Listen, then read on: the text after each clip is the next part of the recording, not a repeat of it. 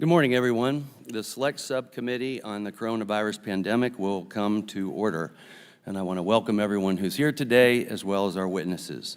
Without objection, the chair may declare a recess at any time.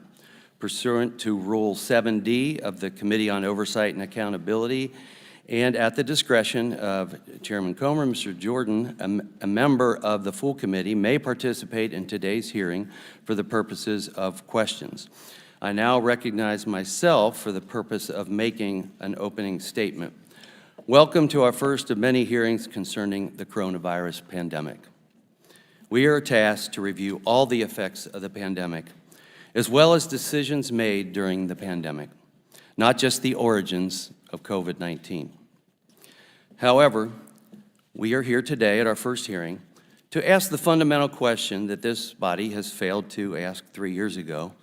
Where did COVID-19 come from? Did it come from a natural spillover, transferred from a bat to an intermediate source to a human?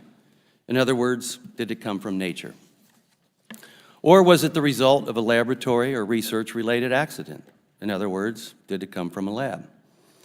This question is fundamental to helping us predict and prevent future pandemics, protecting our health and national security, and preparing the United States for the future. This question is not one that should be dismissed out of hand, and it cannot be taken lightly, and it must be investigated thoroughly, responsibly, and honestly. An investigation based on facts, expert opinions, and without intentional or unintentional bias. That is what the Select Subcommittee is tasked to do. Follow the facts, conduct a fair investigation, and seek to deliver the truth to the American people. Ultimately, we will strive to produce a product that will serve future generations, enhancing our capabilities and operating procedures when we are faced with the threat of another pandemic. That is what is deserved. That is what Americans should expect from their government. And this is one more way we can provide for our defense. And the work has already begun. Thus far, the Select Subcommittee has sent letters of inquiry to the Department of Health and Human Services, the White House, and Dr. Francis Collins of the National Institute of Health, the Office of the Director of National Intelligence, Dr. Anthony Fauci, the former Director of National Institutes of Allergy and Infectious Diseases, and Chief Medical Advisor to the President. EcoHealth Alliance, recipient of NIH funding grants to perform coronavirus research, the Department of Energy, Department of State, and the FBI concerning their intelligence and investigations surrounding the evolution of COVID-19 and any forensic findings they may have discovered. And over the weekend, we released a memo highlighting new evidence that suggests that Dr. Fauci prompted the drafting of a publication that would disprove the lab leak theory, that the authors skewed evidence to achieve that goal, and that the current chief scientist of the World Health Organization was an uncredited co-author, even though he appears to have contributed to the piece entitled Proximal Origins. I think we've already established that the Select Subcommittee will try to leave no stone unturned to try to find the truth. Unfortunately, the question of the origins has been politicized. That's no secret. It has driven most people to their corners rather than driving apolitical scientific debate or discussion. Some say the virus came from nature. That, according to recent papers discussed in the New York Times, the science is dispositive. Some say it's too unique, too primed for human transmission, that there's too much circumstantial evidence that points to COVID-19 coming from a lab. As well, in 3 years, there's been no track found to prove that COVID-19 evolved naturally from an animal or a mammal or a tick to become highly infectious to humans. The truth is, we don't know the origins of COVID-19 yet for sure. We don't have a smoking gun. First, the science behind COVID-19. The genome of COVID-19 is inconsistent with expectations and is unique for its group of viruses. COVID-19 has both a binding domain optimized for human cells and a furin cleavage site, or a small part of the virus that makes it so infectious. That has never been seen before in a SARS-related virus. In other words, COVID-19 has unique characteristics that made it very infectious to humans. These have never been seen before in any other viruses of its type. Most viral outbreaks are slow and small. CDC data shows SARS infected approximately 8,000 people worldwide, and 8 in the US, similar with MERS, which infected approximately 2,000 people worldwide.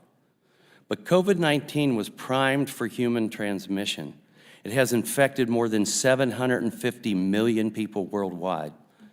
Dr. Redfield, one of our witnesses here today and a virologist, has even said he believes COVID-19 had a detour from nature to be educated how to infect humans. Second, the known research occurring in China. We know the Wuhan Institute of Virology was conducting gain-of-function research on novel bat coronaviruses by creating chimeric viruses, combining two viruses together to test infectivity and infecting mice with these viruses. Work that former COVID-19 task force coordinator, Dr. Deborah Birx, confirmed was, in fact, gain-of-function, contrary to statements by Dr. Fauci. We have learned that the Wuhan Institute has poor biosafety and was conducting this research at only biosafety level 2, described as the Wild West by Dr. Jeremy Farrar, a virologist from the UK, now chief scientist for the WHO. We have learned through a leaked DARPA grant application that with US taxpayer backing, the Wuhan Institute proposed inserting furin cleavage sites into novel coronaviruses, the same unique genetic aspect of COVID-19. And we know, according to a State Department fact sheet, the multiple researchers at the Wuhan Institute were sick with COVID-19-like symptoms in the fall of 2019, before the Chinese officially announced the outbreak. Third, concerning actions of NIH and EcoHealth Alliance, records show that the National Institutes of Health, while the U.S. was under a moratorium on gain-of-function research, exempted EcoHealth Alliance and the Wuhan Institute from this very ban. Records show that the National Institutes of Health allowed EcoHealth to conduct risky research on novel coronaviruses at the Wuhan Institute without going through the Potential Pandemic Pathogen Department level review board. Records show that EcoHealth violated federal grant policy and failed to file its 5-year progress report for more than 2 years. Records show that EcoHealth violated the terms of its grant and failed to report an experiment that resulted in gain-of-function of a coronavirus at the Wuhan Institute. Fourth, for some reason that we do not yet know, leaders in the scientific community took action to attempt to convince the world that they should not take the lab leak theory seriously. Dr. Francis Collins stated he was more concerned with harm to international harmony than he was with investigating the lab leak. Dr. Fauci said the lab leak theory was a shiny object that will go away in time. The president of EcoHealth, Dr. Peter Daszak, orchestrated a letter in The Lancet that called the lab leak a conspiracy theory, a statement that directly benefited Dr. Daszak himself. And 4 scientists, after a conference call with Dr. Fauci, completely reversed their position. Dr. Christian Andersen said he found the genome inconsistent with evolutionary theory. And Dr. Robert Gary said he really can't think of a possible natural scenario, but a few days later published a paper saying the exact opposite. A paper based on the new emails we released claimed to be prompted by Dr. Fauci himself. And fifth, the intelligence. FBI Director Christopher Wray confirmed publicly that the FBI assesses COVID-19 most likely originated from a lab incident in Wuhan. And the Wall Street Journal reported the Department of Energy now also believes a lab leak is the most likely origin. These aren't run-of-the-mill agencies.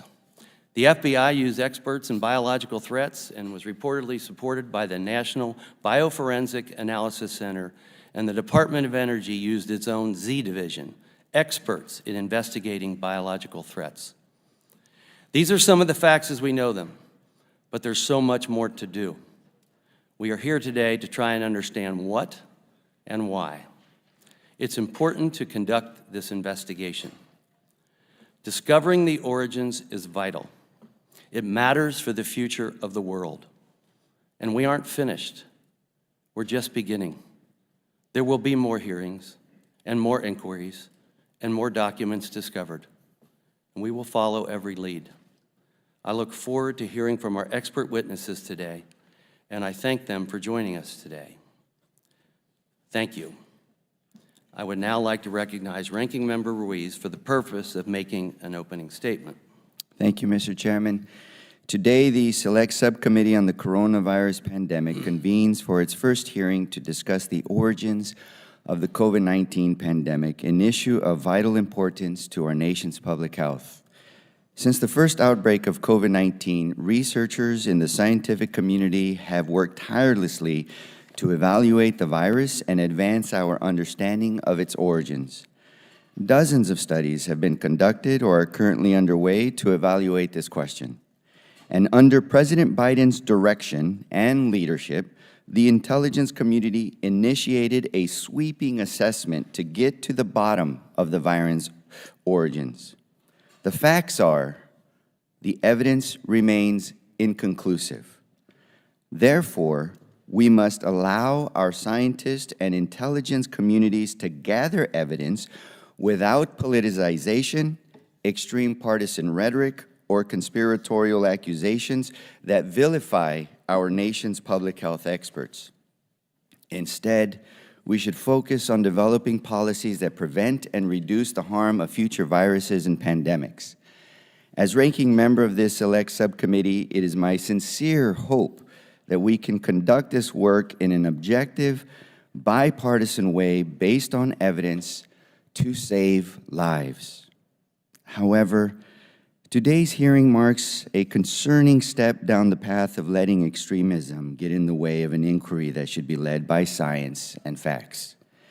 When House Republicans announced this hearing with their slate of handpicked witnesses, I was alarmed to see someone who wrote a book applauded by white supremacists.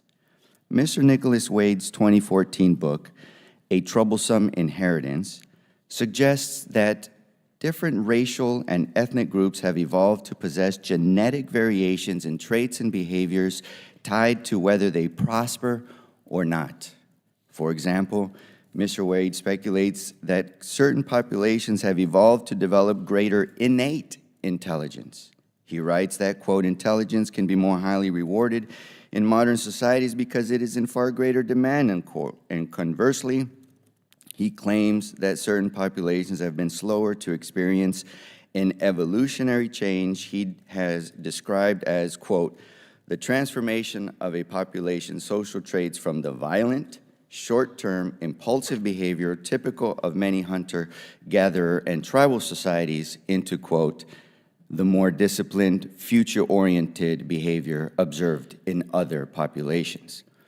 The notion that people of different racial or ethnic groups are more successful or intellectually superior to another because of predisposed genetic makeup is grossly inconsistent with the consensus of scientific and medical scholarship.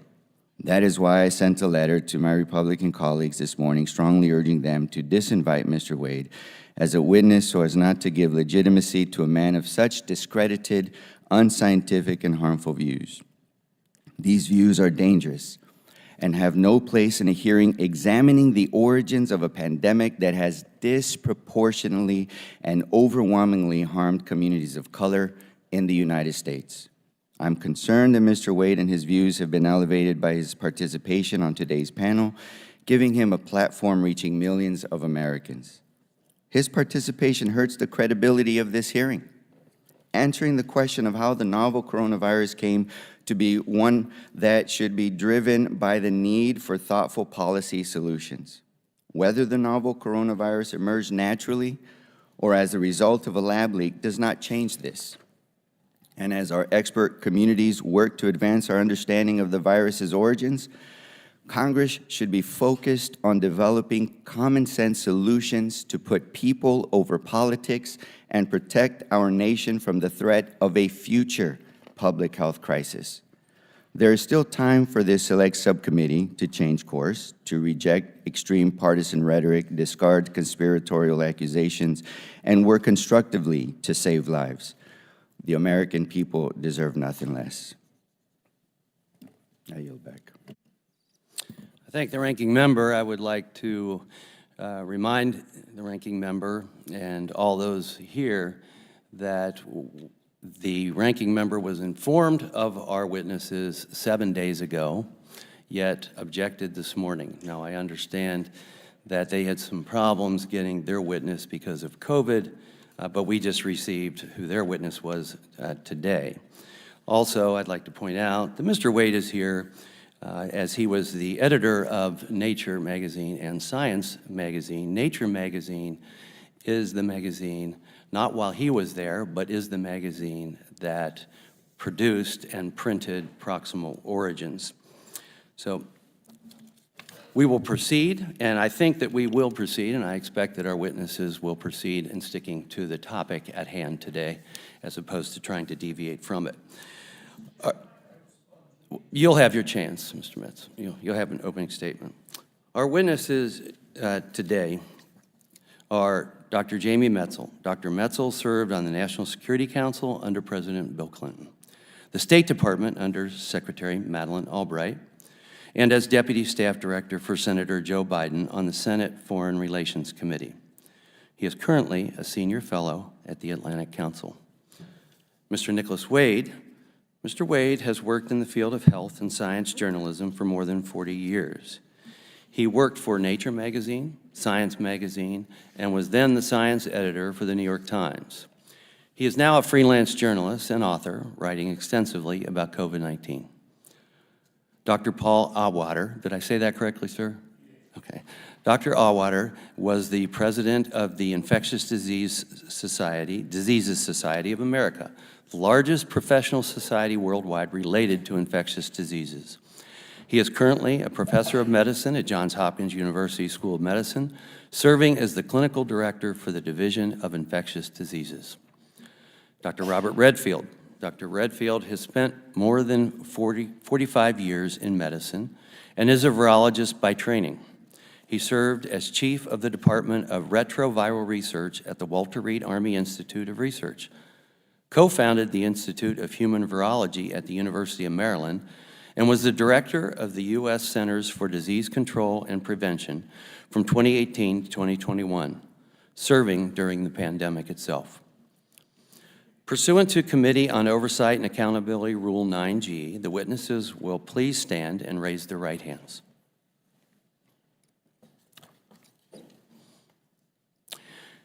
Do you solemnly swear or affirm that the testimony that you are about to give is the truth, the whole truth, and nothing but the truth, so help you God?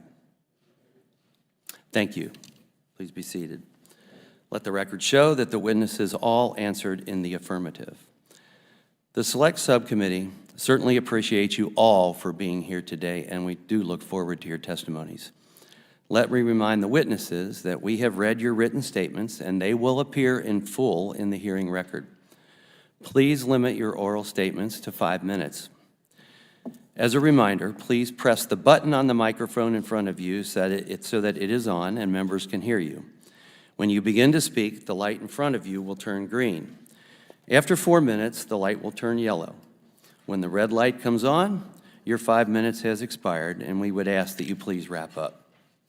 I now recognize Dr. Metzel to give an opening statement. Chairman Wenstrup, Ranking Member Ruiz, and members of the Select Subcommittee on the Coronavirus Pandemic. It is my great honor to join you today. We are primarily here because the Chinese government has done everything in its power to prevent the type of investigation into the origins of the COVID-19 pandemic that is 3 years overdue and still urgently required. We are also here because there is more that we in the United States can and must do to push forward, even if China continues to stonewall. This includes establishing a bipartisan U.S. National COVID-19 Commission. I've waited more than 3 years for these hearings to be held. Getting to this point has required a great deal of effort by a small but tireless, self-motivated, and highly capable community of experts from around the world who have refused to be bullied into silence. Because so many of us have worked so hard for so many years against such ferociously strong headwinds to help lay the groundwork for these hearings, I joined you today with a deep and sincere request that your committee honor our work by making these hearings as evidence-based, probing, and solutions-oriented as possible. Understanding what went wrong and determining how we can do better must be the ultimate bipartisan and nonpartisan issue. I happen to be a Democrat, which is irrelevant to our work together. Since the start of the pandemic, I have been in close contact with officials in the Trump and then the Biden administrations, and have worked with members of Congress of both parties on the pandemic origins issue. Although my views are laid out more fully in my written testimony, I'd like to quickly highlight my key points. First, and most importantly, approximately 20 million people, including over 1 million Americans, have died as a result of COVID-19. These are our parents, partners, children, relatives, colleagues, and friends. We owe every one of these victims and ourselves the fullest possible investigation into how this avoidable tragedy unfolded and our best efforts ensuring that a catastrophe like this never happens again. Second, while the question of pandemic origins remains open, there can be no doubt that a research-related origin remains a very serious possibility, if not a distinct probability. There is no smoking gun proving a laboratory origin hypothesis, but the growing body of circumstantial evidence suggests a gun that is, at very least, warm to the touch. Those feeling otherwise also deserve to have their perspectives and research carefully considered. We should all be open to evolving our views as new evidence emerges. Everyone working in good faith to follow the evidence, wherever it leads, is on the same side. Those working to prevent this type of investigation are not. Third, it is inconceivable that over 3 years after this deadly pandemic began, no comprehensive and unfettered investigation into pandemic origins has been carried out, nor is one currently planned. This injustice is an insult to every victim of this crisis and a clear threat to future generations. The primary reason there has been no comprehensive investigation into COVID-19 origins is the reprehensible actions of the Chinese government. Since the early days of the pandemic, China's government has destroyed samples, hidden records, imprisoned brave Chinese journalists, gagged Chinese scientists, actively spread misinformation, and done pretty much everything possible to prevent the kind of unfettered, evidence-based investigation that is so urgently required. Every person on Earth must demand accountability from China. Calling for a full investigation of pandemic origins in China does not at all mean we shouldn't carefully examine our own behavior and that of our friends and allies. In fact, we must. Fourth, although scientific collaboration, including with Chinese scientists, remains critical to building a safer future, we cannot purchase these relationships by our silence. We must at least match the courage of brave Chinese citizens like Zhang Zhan, who is rotting away in a Chinese prison for asking the same questions many foreigners seem somehow afraid to ask. There is no possible way to establish the principle of transparency and accountability tomorrow without fearlessly and unequivocally establishing that principle today. Fifth, even if China continues to stonewall, there are critical steps we can and must take in the United States and elsewhere to move this process forward. This includes establishing a bipartisan U.S. National COVID-19 Commission to examine the origins issue, as well as other failings and shortcomings on the national and international levels, and develop bold recommendations for next steps. Sixth, because the pandemic has taught us, at least I hope, that in our increasingly interconnected world, we are all only as safe as the most vulnerable among us.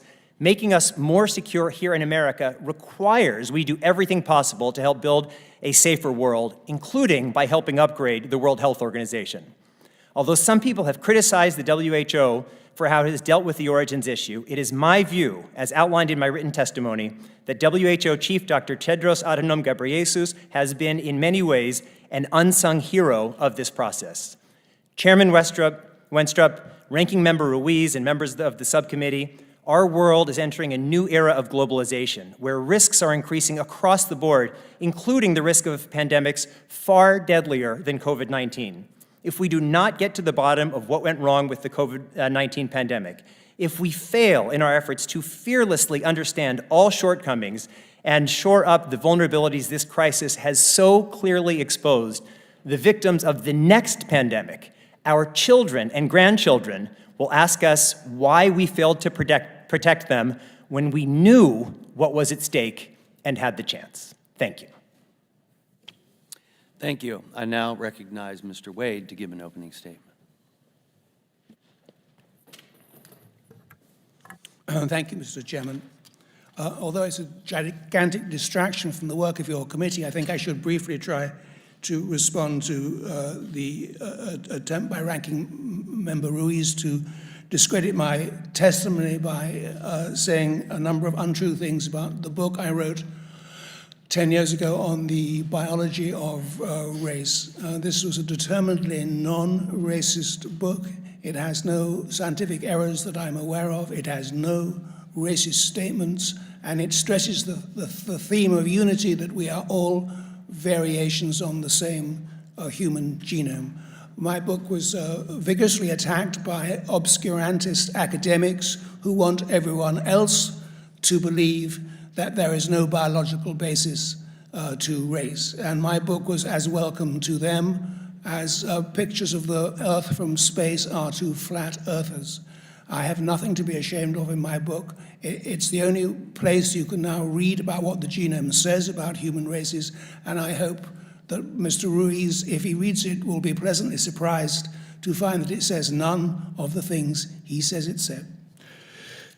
With apologies for that digression, Mr. Chairman, I would like to thank you for inviting me to discuss the origin of the COVID virus, and hope you will allow me a few extra minutes. I'm a science writer, and I've worked on two leading research journals, Nature and Science, and then for 30 years on the New York Times, where I was an editorial writer and the science editor. This background has given me some knowledge of how the scientific community works. I'd like to touch on two issues of interest to the committee. Where did the SARS-2 virus come from, and why are we taking the lab leak idea seriously only now instead of 3 years ago? When the epidemic first broke out in December 2019, natural origin and lab leak were two equally reasonable explanations. But if the virus had emerged naturally, it should have left many telltale signs in the environment. None has yet appeared, despite the Chinese government's keen interest in finding them. As each month passes without such evidence, the natural origins idea has grown steadily weaker, it seems to me. For lab leak, on the other hand, the evidence has been building. Here are two of the three strongest pieces of evidence in favor of lab leak. First, the epidemic broke out not in some random Chinese city, but right in Wuhan, home of the Wuhan Institute of Virology. We know that scientists there were genetically engineering coronaviruses under seriously inadequate safety conditions. And we know that viruses escape from labs all the time. Clearly, lab leak has to be a strong possibility. Second, that possibility became much more concrete with the recent surfacing of a grant proposal by the Wuhan researchers and others. They applied in 2018 for a $14 million grant from a Pentagon program called Project Defuse. The essential ingredient of SARS-2, as the chairman has said, one which makes the virus so infective, is a small genetic element called a furin cleavage site. Wuhan researchers said in their grant proposal that they would insert this very element into a group of coronaviruses. And not only would they place not only that, they would place the element at a very specific point on the virus's genome called the S1-S2 junction. Now, the DoD turned the proposal down. It was too risky even for them, but the researchers may have done much of the basic work already or could have found other ways to finance it. A year later, the SARS-2 virus appears on the scene, and guess what? It possesses a furin cleavage site, the only known member of its large family of viruses to do so, and the cleavage site is positioned right at the S1-S2 junction. Why should evolution produce at that very time and at that very place a virus of the exact type described in the defuse proposal. It's surely much easier to believe that the Wuhan researchers did exactly what they proposed and generated the SARS-2 virus in their lab. But if the evidence for lab leak is so strong, why do so many people still believe the virus came from nature? The reason is that the natural origin camp got its story out first, always a big help. It very successfully painted lab leak as a conspiracy theory before anyone had publicly proposed it. The national media swallowed the natural origin story unskeptically, and once committed to it, failed to report important contrary evidence such as the diffuse grant. Science journalists in particular, it seems to me, fell down on their job by failing to check out the virologists' self-serving claims. The natural origin theory did not prevail by accident. It was promoted by science administrators in the United States and England, including Francis Collins and Anthony Fauci of the National Institutes of Health. The NIH is a national treasure, and Collins and Fauci, its most prominent leaders at the time, are well known to the public and on Capitol Hill. It's hard to believe that in the twilight of their long careers, they would seriously mishandle an issue as important as the origin of the COVID virus. Yet that is what the evidence seems to point to. The campaign to discredit lab leak began on the evening of January 31st, 2020, when Fauci received an email from 4 virologists led by Christian Anderson of Scripps Research. They had all concluded that SARS-2, because of its furin cleavage site, could not have been made in nature. Fauci was probably not too pleased to hear that the virus might have escaped from research that his agency had funded. A strange thing happened to the virologist's conclusion. Within 4 days, Anderson, in an email of February 4, repudiated it, deriding lab leak as a crackpot theory. What made him change his mind? No new scientific evidence about the virus came to light between January 31st and February 4. But from that 180-degree reversal, a whole campaign was able to be developed, including highly influential articles placed in Nature Medicine and the Lancet. I have some ideas about how this and other research should be regulated, which I've described in my written testimony. I'll stop there. Thank you. I now recognize Dr. Auwaerter to give an opening statement. Thank you. Chairman Winstrup, Ranking Member Ruiz, and distinguished members of the subcommittee, thank you for the opportunity to testify. Though I'm from the Johns Hopkins University School of Medicine, I speak on behalf of the Infectious Diseases Society of America, and my statements do not represent Johns Hopkins. Over 1 million Americans have died from COVID, losses that magnify the tremendous suffering among countless families in our country. As a physician caring for patients with COVID for over 3 years, we need to deepen our understanding of the virus's origins and apply experience from the pandemic to improve our preparedness, prevent disease, and save lives. Investigations must be objective and driven by appropriate scientific and intelligence experts who present unbiased findings. Investigations are ongoing. There's no consensus yet about the virus's origins. The Department of Energy, with low confidence, determined the virus escaped from a laboratory in China based on classified information unavailable to the public. The FBI reached its conclusion with moderate confidence. On the other hand, many virologists believe compelling evidence points to an animal origin. They conclude that coronavirus most likely jumped from a caged wild animal into people at a seafood market. We may never know the origin conclusively. Making claims that cannot be supported sufficiently by available data only fuels confusion and mistrust. Regardless, we can learn valuable lessons from these investigations to prevent outbreaks and pandemics of any origin.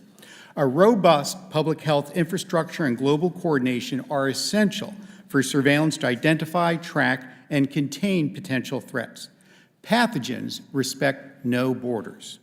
We must collaborate internationally to foster an unsuspicious atmosphere where global information sharing about infectious diseases is transparent, complete, and rapid. 20 years ago, the SARS outbreak provides an instructive example of what can be achieved through multi-country scientific and public health collaboration. Within 6 months, these collective efforts were successful in staunching the virus, and it has not reappeared. Greater transparency about science, decision-making, and public health will help improve health literacy and rebuild trust in science and public health, including understanding why recommendations evolve as knowledge grows. If people are better prepared to understand science, they will be more comfortable deciding how to protect themselves and their loved ones best.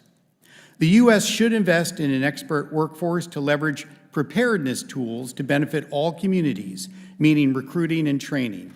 Significant shortages of public health professionals, laboratory scientists, researchers, and infectious disease physicians persist. Federal investments are urgently needed to fill these gaps. Basic translational and clinical research are crucial for our pandemic preparedness. For example, rapidly deploying tests for a new pathogen will enable quicker scaling of testing capacity when new threats emerge. Investments should also focus on developing therapeutics for anticipated pathogens, including viruses and bacteria, including multi-drug resistant ones. Sufficient infectious diseases research capacity improvements to biosafety are essential. Access to BSL-4 facilities assists in biosecurity research. Therefore, new BSL-4 labs should be strategically placed throughout our nation. The federal government should support biosafety studies, including why laboratory accidents happen, their frequency, and other data needed to create and update evidence-based mitigation measures. Enhanced potential pandemic pathogens, EPP research, a type of gain-of-function research, has received renewed attention. Such efforts can help understand possible human pathogen interactions, assess the likelihood of emerging pandemics, and inform preparedness efforts, including surveillance and medical countermeasure developments. While such research is inherently risky, requiring strict oversight, there are risks if we don't undertake this type of research, leaving us unprepared. Unbiased bodies with appropriate scientific expertise should perform this oversight. Last year, the U.S. government charged the National Science Advisory Board for Biosecurity, NSABB, with reviewing policies regarding EPPP research and dual-use research of concern, DURC. In January, the NSABB released recommendations to strengthen the oversight of EPPP and DURC research in the U.S. and abroad, remove blanket exclusions, expand research types considered EPPP, strengthen guidelines, and increase transparency in the research review process. These guidances can facilitate achievements with improved appropriate guardrails. I am grateful for your attention and for inviting me. The Infectious Diseases of Society also thanks you for your leadership and stands ready to partner with you to learn from the pandemic and to improve our readiness. Thank you. I now recognize Dr. Redfield to give an opening statement. Chairman Winthrop, Ranking Member Reese, and members of the committee, I'm pleased to testify today in support of this subcommittee's important work to investigate the origin of COVID-19 that has resulted in the deaths of over 1 million Americans. From 2018 to 2021, I served as the 18th director of the Centers for Disease Control and Prevention during the Trump administration. As CDC director, I oversaw the agency's response to the COVID-19 pandemic from the earliest days of its spread, and I also served as a member of the White House Coronavirus Task Force. But perhaps more relevant for the purpose of this hearing, my 45 years in medicine have been focused on the study of viruses. I'm a virologist by training and by practice. Prior to my time at CDC, I spent more than 20 years as a U.S. Army physician and medical researcher at the Walter Reed Army Institute of Research, where I served as the chief of the Department of Retroviral Research, and I worked in virology, immunology, clinical research at the forefront of AIDS epidemic and other viral threats. In 1996, I co-founded the Institute of Human Virology at the University of Maryland in partnership with the state of Maryland, the city of Baltimore, and the University System of Maryland, where I served as the director of clinical research and care, and I also served as a tenured professor of medicine, microbiology, and immunology. Chief of Infectious Disease and Vice Chair of Medicine at the university. After my time at CDC, I served as the Senior Public Health Advisor to Governor Hogan in the state of Maryland. As COVID-19 began to spread across the world, there were two competing hypotheses about the origin of this virus that needed to be vigorously explored. The first hypothesis is the possibility that COVID-19 infections in humans were the result of a spillover event from nature. This is a situation in which the virus naturally mutates and becomes more transmissible from one species to another, in this case from bats to humans via an intermediate species. This is what happened in previous outbreaks of SARS and MERS and earlier coronaviruses that emerged from bats and spread through an intermediate animal. The second hypothesis is the possibility that the virus evolved in a laboratory involved in gain-of-function research. This is a type of research in which scientists seek to increase the transmissibility or pathogenicity of an organism in order to better understand that organism and inform preparedness efforts and the development of countermeasures such as therapeutics and vaccines. Under this theory, COVID infected the general population after it was accidentally leaked from a lab in China. From the earliest days of the pandemic, my view was both theories about the origin needed to be aggressively and thoroughly examined. Based on my initial analysis of the data, I came to believe, and I still believe today, that it indicates that COVID-19 more likely was the result of an accidental lab leak than a result of a natural spillover event. This conclusion is based primarily on the biology of the virus itself, including the rapid high infectivity for human-to-human transmission, which would then predict the rapid evolution of new variants, as well as a number of other important factors, which also include the unusual actions in and around Wuhan in the fall of 2019, all of which I'm happy to discuss today. Even given the information that surfaced in the 3 years since the COVID-19 pandemic began, some have contended that there's really no point in investigating the origin of this virus. I strongly disagree. There is a global need to know what we are dealing with in COVID virus because it affects how we approach the problem to try to prevent the next pandemic. The understanding of the origin of COVID is critical to future science research, particularly as it affects ongoing ethical debate around gain-of-function research. Gain-of-function research has long been controversial within the scientific community. In my own opinion, COVID-19 pandemic presents a case study on the potential dangers of such research. While many believe that gain-of-function research is critical to get ahead of viruses by developing vaccines, in this case, I believe it was the exact opposite, unleashing a new virus to the world without any means of stopping it and resulting in the deaths of millions of people. Because of this, it's my opinion that we should call for a moratorium on gain-of-function research until we have a broader debate and we come to a consensus at a community about the value of gain-of-function research. This debate should not be limited to the scientific community. If the decision is to continue with gain-of-function research, then it must be determined how and where to conduct that research in a safe, responsible, and effective way. I thank you for inviting me here today. As we explore this important topic, I look forward to answering your questions. Thank you. Thank you. I thank you all. I now recognize myself for questions. I have said since we started this that the goal of this committee would be to come away with some capabilities or at least standard operating procedures in an effort to be able to predict the next pandemic, prepare for the next pandemic, protect ourselves from the next pandemic, and hopefully prevent the next pandemic. But first I want to ask each of the witnesses, yes or no, does the origin of COVID-19 matter to protect the globe from future pandemics? We'll go down the line, Dr. Metzel. 100% absolutely and completely yes. Mr. Wade? Yes. Dr. Auwaerter? Yes. Dr. Redfield? Yes. Okay. So we're all on the same page there.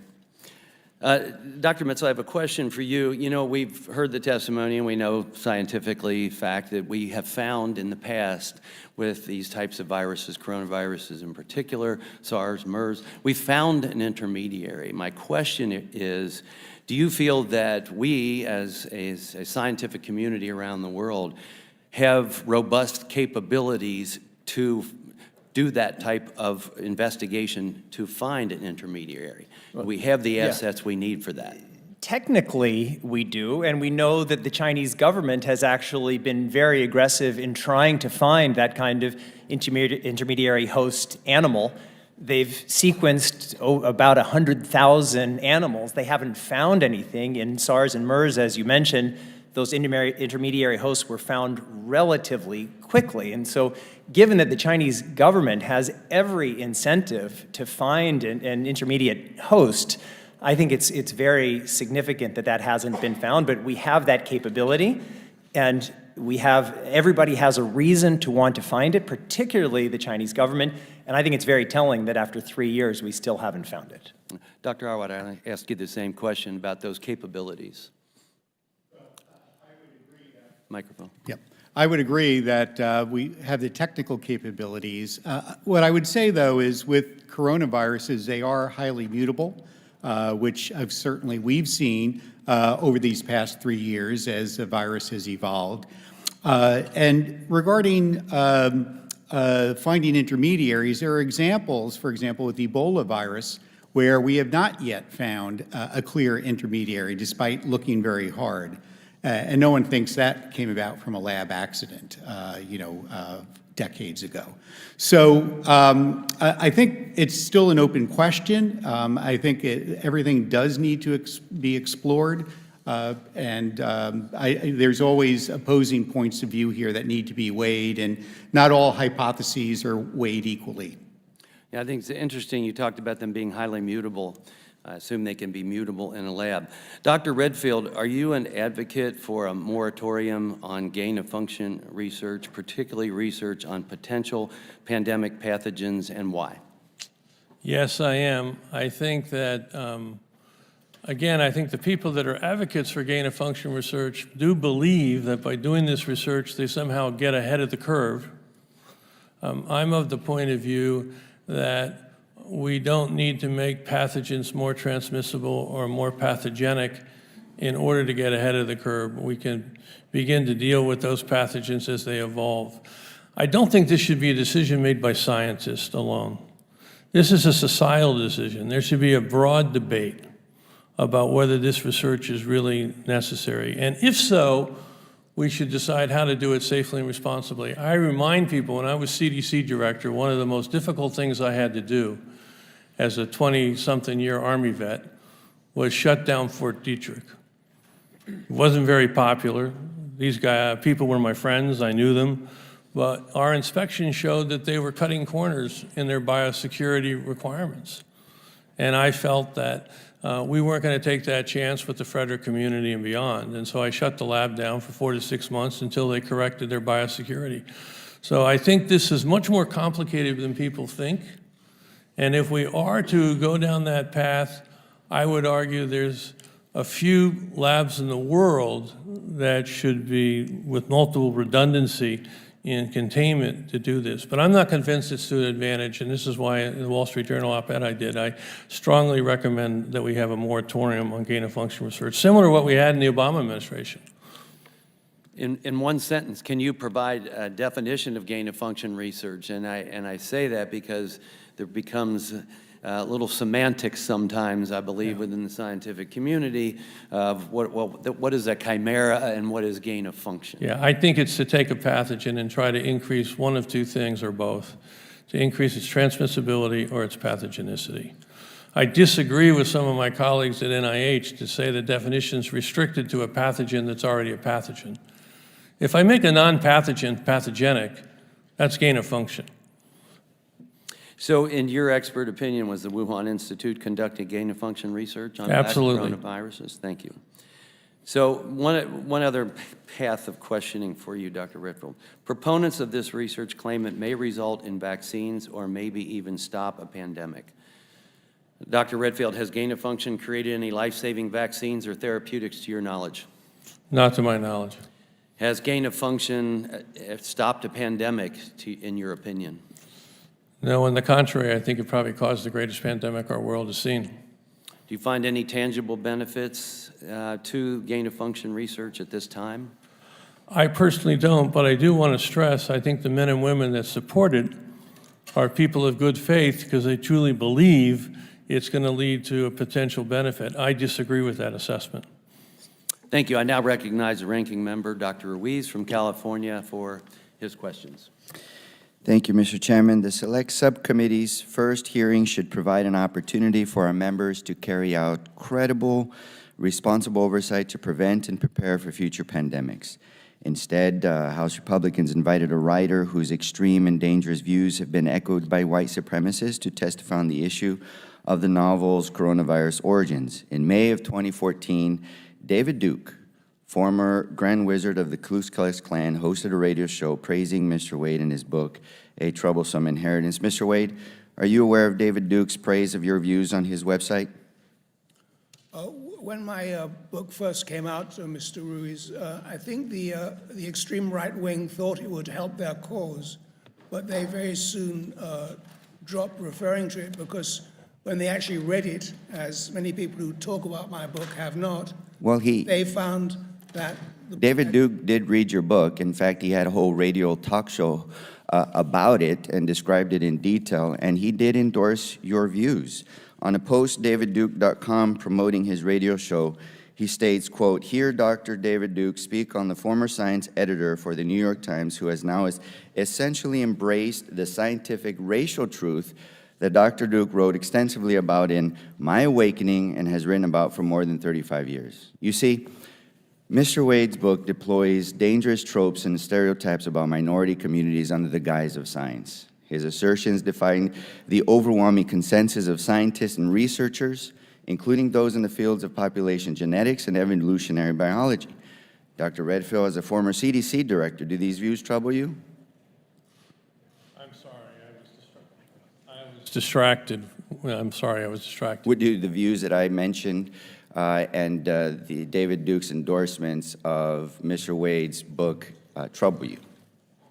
I'm not a fan of David Duke at all. I do think that Nicholas Wade, and I've followed his work over 30 years, is an outstanding science reporter and has contributed substantially, both in nature science and, of course, leading the New York Times. You know, there are 140 faculty members and experts who strongly disagree with you. In fact, more than 140 faculty members and experts jointly condemned Mr. Wade's book in a joint letter to the New York Times book review, stating, quote, "We reject Wade's implication that our findings substantiate his guesswork. They do not. We are in full agreement that there is no support from the field of population genetics for Wade's conjectures." Mr. Chairman, I'd like to enter this letter into the record. My only comment, I'm sorry, Dr. Redfield. The point is, inviting someone with discredited and dangerous views like Mr. Wade's to testify on the origins of this pandemic, which has disproportionately harmed communities of color, is not responsible or credible oversight. Instead, it undermines the credibility of this Select Subcommittee. Now, let me turn to you, Dr. Allwater. You are a practicing physician, a professor of medicine, and the former president of the Infectious Disease Society of America, representing more than 12,000 physicians, scientists, and public health experts who specialize in infectious diseases like COVID-19. For the sake of putting people over politics, what credible steps can be taken to advance our understanding of the novel coronavirus's origins in order to prevent future pandemics? I think building trust amongst scientists and public health communities is essential because pathogens can emerge from where we least expect it. We need to have the tools available to rapidly analyze and then develop tests. I had dealt with patients very early in the pandemic where we were making educated guesses whether they had COVID-19. We need to have tests that can be widely dispersed quickly and treatments. Dr. Allwater, is it possible that we will never have the concrete evidence to determine with certainty the origins of COVID, whether it was a lab leak or animal transmission? Well, I think that's entirely possible, and therefore we need to focus more on also be forward-looking as well as looking back. So having said that and being forward-looking, would it be responsible to start coming up with solutions to deal with whether it was a lab leak or animal transmission? For example, is there an international body that promotes safety guidelines and has the authority to have inspections and incentivizes foreign nation labs to have transparency so that we can be assured that labs are safe in foreign countries, especially in not-so-friendly foreign countries? Yes, and I think, as already been hinted, that I think is essential for general protection. In my research, I couldn't find one. Do you know of any such body that exists? No, but I'm saying that's absolutely necessary. And what can we do if it was an animal transmission, looking forward to save lives? What can we do to better our ability to prevent that? I know it's difficult. Identify it early and contain it in other countries before it spreads. What can we do? Well, you know, there were efforts a few years ago to build surveillance labs under prior administrations in an effort to anticipate and work with other countries. And what happened to those labs? I believe they were dropped or discontinued due to lack of funding. Okay. Thank you, and I yield back. Thank you, and I thank the ranking member for transitioning to questions germane to the hearing today. I now recognize Dr. McCormick from Georgia for 5 minutes of questions. Dr. Allwater, you said in your testimony that investigations into the origins of COVID-19 should be objective and driven by appropriate scientific and intelligence experts who present unbiased findings that are not politicized. According to evidence in previously released emails on February 8th, 2020, Dr. Anderson, who authored Proximal Origin, stated, "Our main work over the last couple of weeks has been focused on trying to disprove any type of lab theory." Would you consider this statement objective and unbiased? I really don't have enough of a frame of reference to really make a comment on a single statement.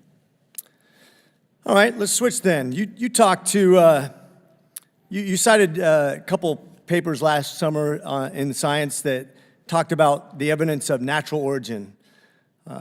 These papers claim to show dispositive evidence against lab leak. Now, I went to medical school. I'm an ER doc. I served lots of patients during this pandemic until just recently. And I know how viruses work. They're specific to species for the most part, correct? They often are, but not always. There are some that are, coronaviruses are probably one of the most widely dispersed amongst the animal kingdom. Okay. And given, if we use the origins of a species that was in the wild that came to human contact and gave us the virus that in question, wouldn't that virus still exist in that species in the wild? Well, I think that it would be likely the case. Right. Chances are, that's a good answer. Thank you. Right. Mm-hmm. So how many species in the wild have we captured that still have this coronavirus in them? Because that would be a very easy thing to do, given its wide dissemination in the human population and its proximity to Chinese wildlife. How many wild animals have been captured with this coronavirus present in them currently? The answer is no, but on the other hand... Thank you. No, that's okay. I appreciate it. So basically, I'm talking about from a scientific standpoint.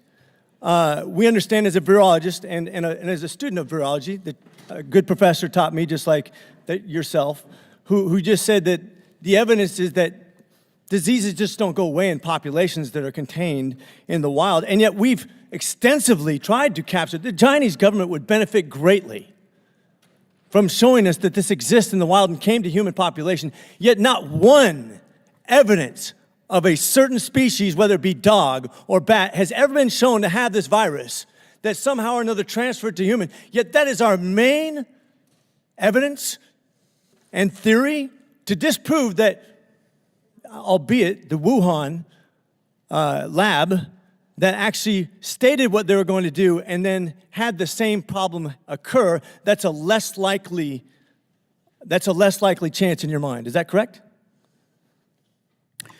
Well, I think the hypotheses remain very open at the moment. So which one do you think is more scientifically based on what we just discussed? Well, I'm not privy to intelligence community information. So you don't have an opinion? Well, I think it is more likely at the moment, just based on my reading, of a zoonotic, that is an animal-based. So based on the fact But that... we need to attend to both. So you would tend to favor the hypothesis, even though it has no proof whatsoever that it actually exists in the animal genome, or that you're going to favor that over the fact that a Wuhan lab that said they wanted to do this and then had an outbreak about the same time, that's less likely. Got it.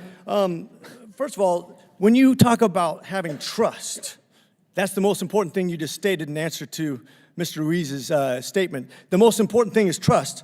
How do we build trust when there's no transparency from the CCP when it comes to investigating the origins of this disease? How do we build trust based on your statement?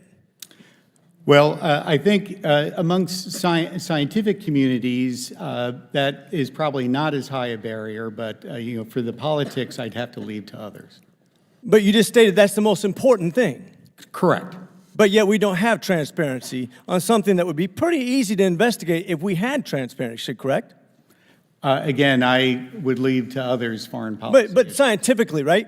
We need to have transparency to investigate something, correct? Absolutely. I Okay, agree. and we don't, right? Well, I think this has been brought up. Yeah, okay, so we agree on that we have no transparency on the one thing that we need trust on to investigate the less likely cause of this disease. So it's just totally coincidental. So with that, I will state that he pretty much agrees with me when it comes to the origins, just doesn't want to admit it. Thank you very much, I yield. I now recognize the ranking member of the full committee, Mr. Raskin from Maryland, for 5 minutes of questions. Thank you, Chairman Wenstrup and Mr. Ruiz, for this important hearing. The COVID-19 pandemic came to America in 2020, of course, when Donald Trump was president. And that president's policy failures, magical thinking, and total recklessness caused, according to his own special advisor on COVID, Deborah Birx, the unnecessary death of hundreds of thousands of Americans. Now, apart from the urgent question of how to improve our pandemic response from the debacle that he presided over, is the question of how the COVID-19 pandemic began. This, too, is a critically important question to answer to help us prevent and prepare for future pandemics. Answers must come from objective, fact-based investigations informed by doctors, scientists, and public health experts. At President Biden's direction, the intelligence community is also taking sweeping action now to understand the origins of the virus and to bring all relevant facts to light. Whatever the origins of COVID-19, whether it is bats or bureaucrats, no finding will ever exonerate or rehabilitate Donald Trump for his lethal recklessness in mismanaging the crisis in America, which cost us more than 1 million lives. Indeed, if COVID was actually the product of a lab leak or the worst bioweapon of mass destruction ever invented, as some have argued, and obviously we don't have the scientific evidence to say any of this yet, it would not only not remove Donald Trump's culpability, it would only deepen his culpability in the most profound way. Now, why do I say that?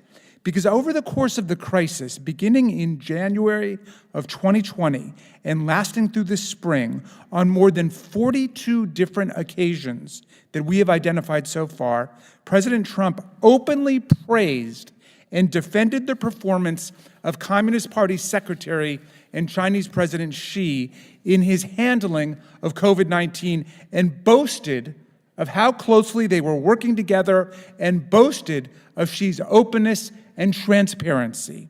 On January 22nd, 2020, when the first case of COVID was identified in the U.S., Trump stated, I quote, "We have it totally under control." When asked if he believed the U.S. would, quote, "know everything we need to know from China," he said, and I quote, "I do. I do. I have a great relationship with President Xi. January 24th, he posted on Twitter, quote, "China has been working very hard to contain the coronavirus. The United States greatly appreciates their efforts and transparency. It will all work out well. In particular, on behalf of the American people, I want to thank President Xi. March 21, in a briefing, he assured us China has been working very hard to contain the coronavirus. He added, the United States greatly appreciates their efforts and transparency. It will all work out well." March 27th, he posted on Twitter, "Just finished a very good conversation with President Xi of China, discussed in great detail the coronavirus that is ravaging large parts of the planet. China has been through much and has developed a strong understanding of the virus. We are working closely together. Much respect." Because of time, I'm just giving the committee a tiny taste of Donald Trump's fawning, starstruck, sycophantic embrace of everything the Chinese government was telling him in 2020, but I will happily offer a lot more for any colleagues who think that the hunt for the origins will somehow absolve the last administration for telling Americans that COVID would magically disappear at Easter time, or everybody should just take hydroxychloroquine, or refusing to wear a mask, or never developing a national plan to defeat the disease. Whether it was bats or leaks or bureaucrats who caused it, Donald Trump was the biggest apologist in the United States of America for President Xi and the Chinese Communist Party. He could have directed the intelligence community to lead a COVID-19 origins investigation back in March of 2020, 3 years ago. He did not. He wasted precious time minimizing the risk of the virus and lavishing his praise on President Xi. He could have taken the origins of the pandemic seriously and held the CCP accountable. He could have pushed back against the CCP for interfering with the WHO's investigation into its origins, and he could have asked our intelligence community to intervene. He did none of those things. And everyone should remember that. Let's take the politics out of it, and let's get to the bottom of what happened. Thank you, Mr. Chairman. I yield back. I now recognize Ms. Maliotakis from New York for 5 minutes of questions. Thank you. Chairman, for 2 years, myself and the other Republicans on this subcommittee connected the dots. We exposed the evidence supporting our strong belief that COVID was developed and leaked from the Wuhan lab.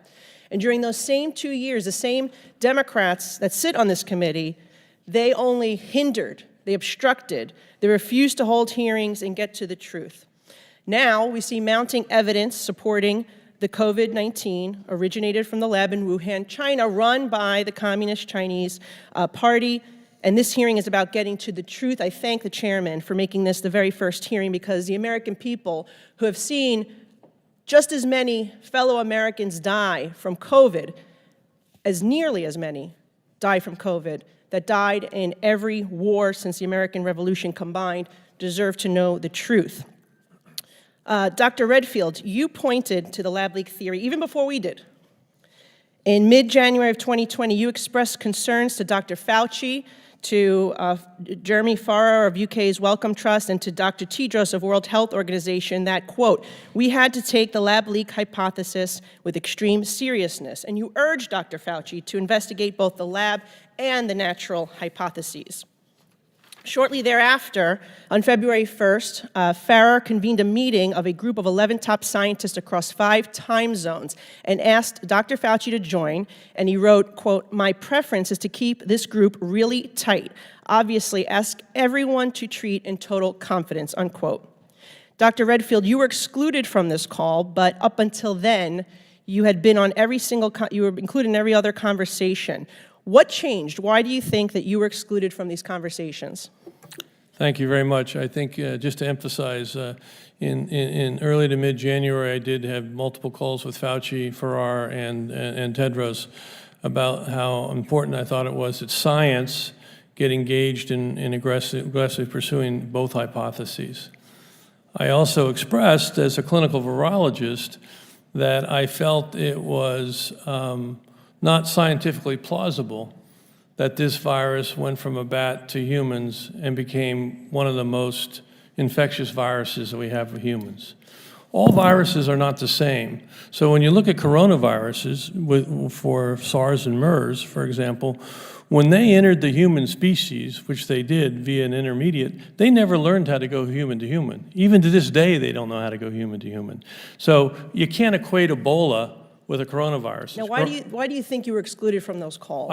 Because it was told to me that they wanted a single narrative and that I obviously had a different point of view. Okay. In emails following the conference call, 4 of the 11 scientists told Fauci that they all found the genetic sequence inconsistent with expectations from evolutionary theory, basically what you're saying. However, just 3 days later, these 4 scientists had drafted a paper arguing the exact opposite, and that's now the infamous proximal origin of SARS-CoV-2. Our investigations show that this paper was prompted by Dr. Fauci, among others, with a goal to disprove the lab leak theory. What is the likelihood that these scientists came across additional information just 3 days after making these statements to conclude with such certainty that COVID-19 came from nature instead of the lab leak that they thought it was 3 days earlier? Yeah, I think it's unfortunate. Again, I've said this before, that this whole approach that was taken on February 1st, and subsequently in the month of February, if you really want to be truthful, it's antithetical to science. Thank you. Science has debate, and they squashed any debate. Thank you. Given what we know now and looking at all the conversations in February of 2020 and before the release of the paper, do you think that Dr. Fauci used this paper to hide the gain-of-function research created this virus?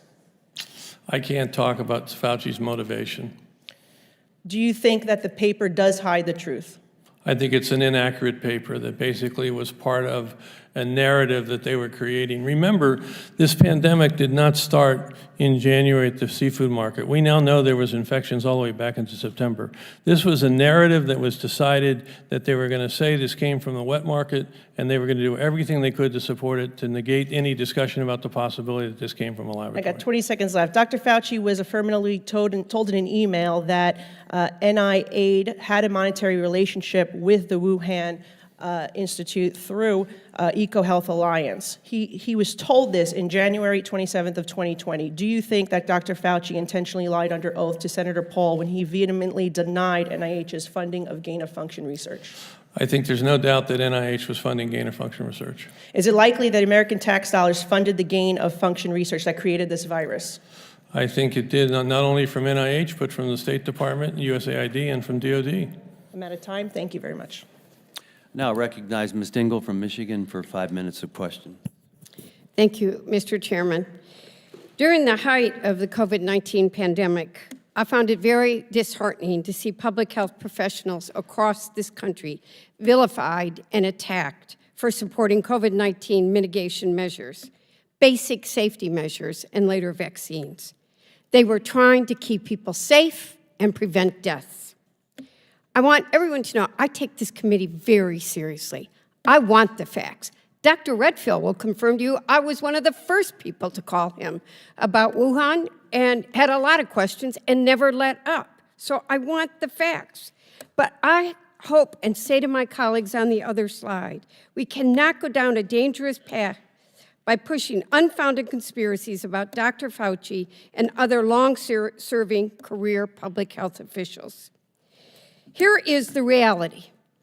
Like many of you, I am reading many articles, not just over the past weeks. Dr. Redfield knows I've been on this from the beginning. Talked to researchers, doctors, frontline nurses, public health officials. They all agree on one fact. After the billions of dollars on pandemic-era upgrades to labs and data and surveillance, after all the studies and white papers about emergency preparedness, the U.S. still lacks 2 things in the public health arsenal: people and trust. These continued smears on public health officials is destroying them.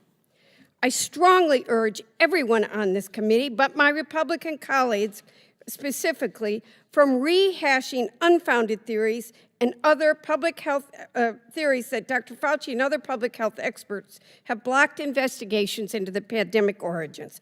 Let's get the facts. Dr. Fauci has said that we need to get the bottom of how the novel coronavirus originated, and have said, and I've heard him say, like I talked to Dr. Redfield, he has an open mind about the virus's origins.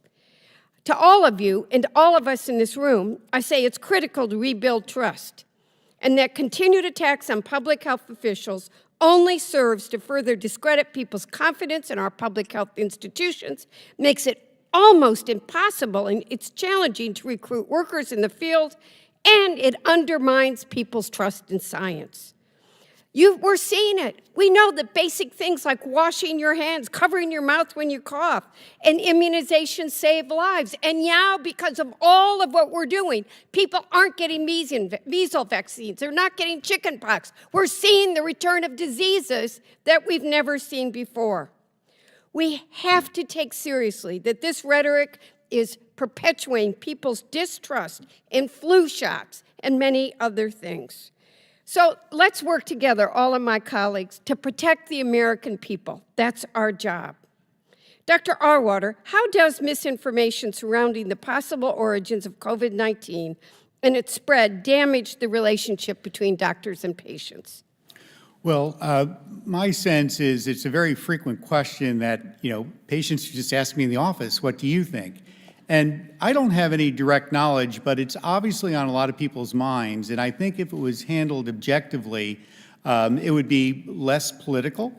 And therefore, it sort of removes out of the realm of also dovetailing with other public health mitigation measures, which you so appropriately put forward. For the first part of the pandemic, we all wore masks. I tell you, no one on my faculty got COVID-19 until people started to not wear masks as well. I think the efforts of trying to just help the public early on, when we don't know a lot of information, we always tend to be more conservative. And then as we gain knowledge, recommendations evolve. So I think the origin story is important to help, again, look forward and put forward measures to try to help anticipate whether it's a zoonotic infection or was a lab-derived virus. I'm going to have more questions for the record, Mr. Chairman, if you'll do it, but I want to switch subjects. Today, there are a variety of views within the intelligence community and around the world on whether the virus originated in an accidental lab leak or whether it occurred from elite to animals to humans. And I want to know that more than as much as anybody. But Dr. Arwater, is it normal for different agencies within the intelligence community to make different assessments of the likelihood of one origin theory over the other? Well, I don't work in the government, but my understanding just reading the newspapers are that the CIA has not made any determination. Others have come to different levels of conclusions. So it seems to me that there is a difference of opinion. And it's normal for scientists to disagree. Absolutely. I think debate there is always the case. Very few things we know for certain. I yield back. Thank you, Mr. Chairman. I now recognize the chairman of the full committee, Mr. Comer from Kentucky, for 5 minutes of questions. Thank you, Mr. Chairman. One of the prevailing themes of the pandemic has been scientists' use of the media to downplay the lab leak theory. Mr. Wade, in your career, you worked at Nature magazine, Science magazine, and the New York Times. Would you agree that the scientific establishment used the media to downplay the lab leak theory? Microphone. That's a complicated issue, Mr. Comer. I think the media was used. It was used in this particular campaign to establish the natural origin theory. The scientific community is very afraid to speak up on political issues, and I think the reason is that the government grants are handed out through this system of peer review committees, right. And so you don't want any single scientist on your peer review committee to vote against you. Therefore, because you won't get your grant, it's so competitive. So therefore, scientists are very reluctant to say anything that is politically divisive or might turn other scientists off against them. This means that they cannot be relied upon in the way that I think we would like them to be independent and forthright and call it as they see it. Okay.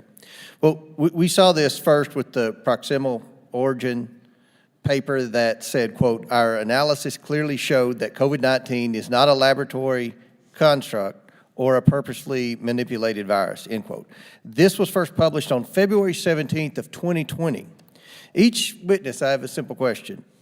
Yes or no? Was there science available to make such an unequivocal statement against the possibility of a lab leak that early on in February of 2020? Dr. Absolutely no. Mr. Wade. No, it was not. Yeah, I don't have sufficient frame of reference to give an answer. No. Next, Peter Dosick of EcoHealth Alliance orchestrated a letter in The Lancet, a prestigious journal, on February 19, 2020 that said, quote, "We strongly condemn conspiracy theories suggesting that COVID-19 does not have a natural origin," end quote. Each witness, yes or no, is the possibility COVID-19 leaked from a lab a conspiracy theory? Dr. Absolutely not. No. I would say no, but also it has been approached as such. Dr. No. Redfield. Dr. Redfield, I want to stick with you. You have said before that you were locked out of conversations about the lab leak by Dr. Fauci and Dr. Collins. Do you think they kept you out of the conversations because you believe COVID-19 may have come from a lab? Yeah, I think I made it very clear in January to all of them why we had to aggressively pursue this, and I let them know as a virologist that I didn't see that this was anything like SARS or MERS because they never learned how to transmit human to human, that I felt this virus was too infectious for humans. There was a lot of evidence that lab actually published in 2014 that they put the H2 receptor into humanized mice so it could infect human tissue. I think, we had to really seriously go after the fact that it came from the lab, and they knew that that was how I was thinking, although I thought we had to go after both hypotheses. And I was told later, I didn't know I was excluded. I didn't know there was a February 1st conference call until the Freedom of Information came out with the emails, and I was quite upset as the CDC director that I was excluded from those discussions. Why would they do this? Because I had a different point of view, and I was told they made a decision that they would keep this confidential until they came up with a single narrative, which I will argue is antithetical to science. Science never selects a single narrative. We foster, as my colleague here just said, we foster debate. And we're confident that with debate, science will eventually get to the truth. This was an a priori decision that there's one point of view that we're going to put out there, and anyone who doesn't agree with it is going to be sidelined. And as I say, I was only the CDC director, Right. and I was sidelined. Well, I think Dr. Fauci and Dr. Collins got caught with their hand in the cookie jar. They got caught supercharging viruses in an unsecure Chinese lab. They wanted to push the envelope, and so they got together to cover themselves, cover up their story, and wipe their fingerprints of the virus that has killed more than 1 million Americans. To quote Jurassic Park, they were, quote, so preoccupied with whether or not they could, they didn't stop to think if they should, end quote. I look forward to the rest of the testimony today, and I look forward to the great work of this subcommittee. Mr. Chair, I yield back. I now recognize Mr. Mfume from Maryland for 5 minutes of questions.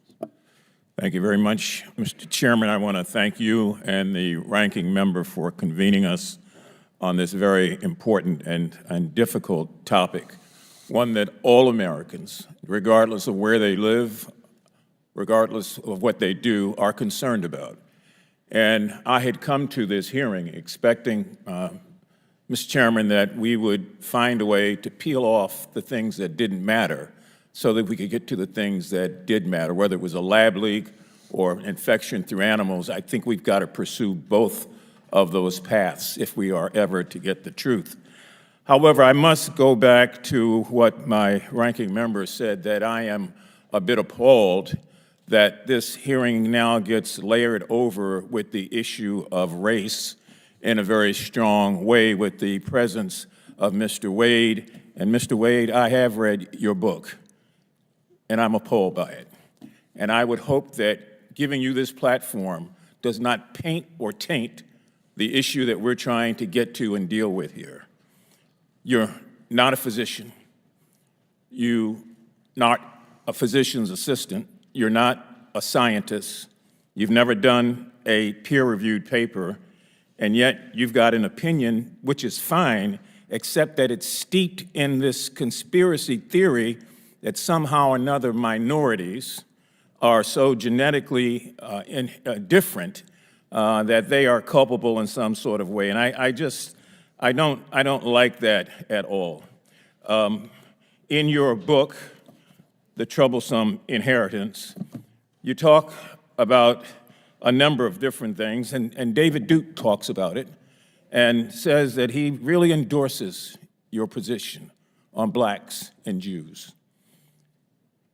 The book was championed by the infamous white supremacists Jared Taylor, John Devonshire, and Steve Saylor. The book has been promoted on a neo-Nazi forum that is linked to almost 100 racially motivated attempted murders over the last 5 years.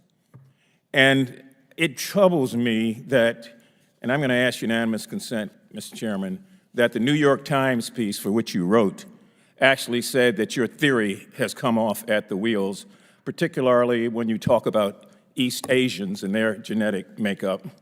I'd like to ask that the David Duke statement and the copy from his website be entered into the record. And I'd like that the Southern Poverty Law Center, which tracks these things annually, and their assessment, which is similar, be added to the record. Without objection.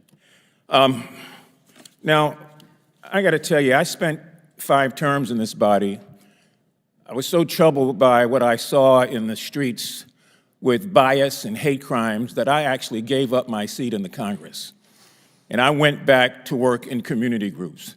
I ended up being the president of the NAACP so that nationally I could work against this sort of thing. It is repulsive. And so here I am back again, hearing the issues that drove me out of here to begin with. And I don't want to take away from this hearing. I don't want to take away from what I said earlier, that we've got to go down both paths. But it just burns me that I would know that I'm doing that on a forum where somebody with these sort of beliefs is also a part of. Mr. Arward, I want to go to you for a minute. I know you don't represent Johns Hopkins. You're representing the Association on Infectious Diseases. I have a lot of... Excuse me, sir, do I get a chance to respond briefly? It's my time. No, you do not. I know. No, you do not. Okay. I have a lot of respect for Hopkins. I spent 10 years on the Board of Trustees there. I'm a graduate of the institution, and I know that you speak with a great deal of background, and even though in this instance you're speaking on the Association of Infectious Diseases, I take all of that very seriously. And I want to just say ask you one quick thing here about going down both of these paths. And how much, can you say in a short period of time, does the information obtained through this hearing and other hearings and the intelligence community, how very important is that to bolstering the efforts to prepare for any future pandemics? Well, I think obviously getting to the origins is on everyone's minds, but also understanding what happened should also help prepare us for moving ahead. And I can't overstate the needs in our public health, which have been generally less well-funded than other measures and other diseases to help protect our country. Thank you. I've got to reclaim the little bit of time I have left. And Mr. Wade, let me just say this personally. For a race of people who have suffered, endured, and survived 3 centuries of slavery, oppression, deprivation, degradation, denial, and disprivilege, I'm absolutely offended that you would have the opportunity to take this platform and to add anything of significance to it. I yield back. Well, I don't have anything in common with the views of Mr. Wade, white supremacy. Mr. Wade, hold on a second. I do think that Mr. Wade deserves the opportunity to take 2 minutes to respond to accusations made, but I do want to get back to the topic at hand, which is the origins of COVID-19. Thank you, Mr. Chairman. I'm sorry for this distraction from the work of the committee. I'm sorry, too, that Ms. Mfusi did not like my book. I am not a racist. I don't have anything in common with the views of white supremacists. They love you, though. Just because David Duke likes my book. All of them love you. I mean, maybe he likes Mr. Beethoven too. Mfuma, would you please let him respond? He did not interrupt you. I didn't know that he got time to respond. Chairman's It decision. seems a not very good argument that David Duke likes my book. Maybe he likes many things. That doesn't mean to say they're all wrong. I did not write my book for him. I also like to make the clearest possible distinction between writing about the biology of race, which is a purely scientific issue, and racist statements with which I have absolutely no sympathy. My book is explicitly anti-racist. I stress the fact that we are all variations on the same human genome, which I think is a very important and unifying fact. I think the arguments made against the book were for entirely political reasons. The minority member referred to the 120 scientists who attacked my book in Science. Well, there's a nice story about Einstein that someone told him that 100 scientists had written a book saying he was wrong, and he replied, well, if I were wrong, one would have been enough. That's how science works, not on the number of people against it. It works on facts. And those letter writers had no good point to no mistake in my book, so I don't think their criticism should be taken carefully. I'm sorry for the disruption and unhappiness this issue has caused, and let's get back to the issue of the hearing, Mr. Chairman. Thank you. I now recognize Dr. Miller Meeks from Iowa for 5 minutes of questions. Thank you so much, Chair Winstrup, and thank you to all of our witnesses who are here today. I'm both a doctor and a former director of the Iowa Department of Public Health, as well as a military veteran of 24 years. And like Dr. Metzl said, I have waited 3 years for this hearing. And I have, in fact, put people over politics and science over conspiracy. Our first inquiry on the Select Subcommittee on the Coronavirus Crisis, this is my 3rd year on this committee, was June 29th, 2021, on origins of COVID-19, and the only people that attended were Republicans. We had a press conference at that hearing, and I was concerned that the public and the press weren't conveying that it wasn't partisan in trying to determine origins. It was, in fact, of utmost importance, and importance not just to Americans, but to the international community. At that press conference on June 29th, 2021, I said, the reason we need to know the origins of COVID-19 is to prevent and prepare for the next pandemic. We need to know, one, there are immediate disclosure rules. There was not immediate disclosure of a virus that would lead to a worldwide pandemic. Immediate disclosure, and WHO has a vested interest in this and making sure there's compliance. Laboratory safety. It was known, even in the US, there are labs who have lab leaks. Laboratory safety, biosafety lab 4 work being done in a biosafety lab 2. It was known that this was occurring at the Wuhan Institute of Virology, so lab safety. And thirdly, and I think that Dr. Redfield has mentioned this, all of you have mentioned this, and that is the ethics of gain-of-function research or types of research. Often we as scientists get ahead of the ethics, but the ethics of types of research, and again, the international community has a vested interest in discussing and debating these topics. And I've published in journals before, peer-reviewed journals. I know how the editing and the peer review process works. And I also know very intimately of the disclosure requirements and conflicts of interest, including financial. So over the weekend, we released new emails and documents that suggested that Dr. Fauci prompted the drafting of a publication, ultimately called Proximal Origins, that would disprove the lab leak theory. The authors of this paper skewed available evidence to achieve that goal. And Dr. Jeremy Farrar, now chief scientist for the World Health Organization, went uncredited despite significant involvement. So are you all aware of these documents? You can just nod affirmatively. All of the witnesses except one have nodded yes. You know, many of you have been in journalism and in science writing for a long time. And so, Dr. Metzl, can you explain the process briefly, because I have little time, of drafting, editing, and reviewing a publication in a science magazine? Well, Mr. Wade is probably better at this than me because he was an editor of 2 science magazines, but what I will say is different people contribute, and it's normal practice to attribute, to list the names of the people who have participated. And then, Mr. Wade, given that acknowledgement, do you think it's important that there's proper crediting and acknowledging of authors? I think the question of who is or is not an author of a paper is somewhat loose. So many people interpret it different ways. There are things called honorary authorships where you talk to someone in an elevator and say, oh, I'll add you to my paper. It's not there are no hard and fast rules for who should be author of a paper. But if an individual is the genesis of that paper, do you think they should be acknowledged? Well, if they make some important intellectual contribution to it, they should. I don't know that Farad did or was in a position to. All we know is that he suggested a minor editing change to the paper. Well, and Dr. Arwater, you mentioned that we know the intermediate host for SARS. How long did it take for us to find the intermediate host for SARS? It did take a few years. It was not immediate. And MERS? MERS also took some time. Okay. And are any of you aware of a furin cleavage site occurring naturally? Yes. Dr. Metzel, go ahead. Yeah, they occur naturally, but not in SARS-like viruses other than SARS-CoV-2.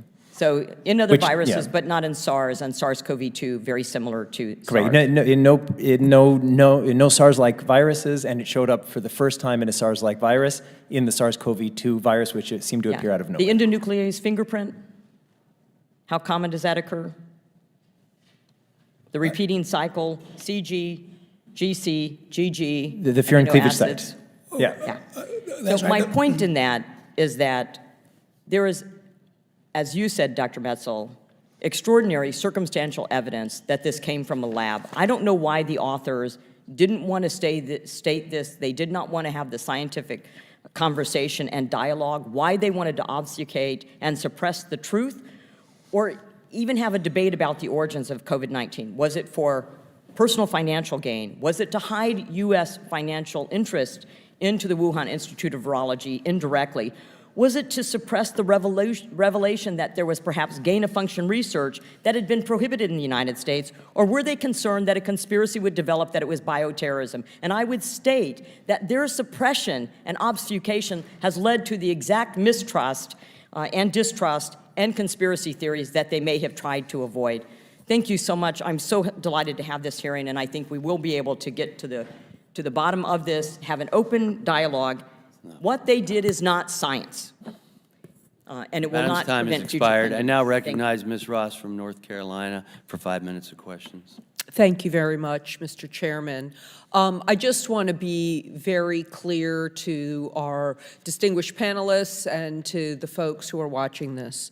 My Democratic colleagues and I strongly support the experts community's efforts to determine the origins of the novel coronavirus, because doing so is critical to preventing and preparing for future pandemics, plain and simple.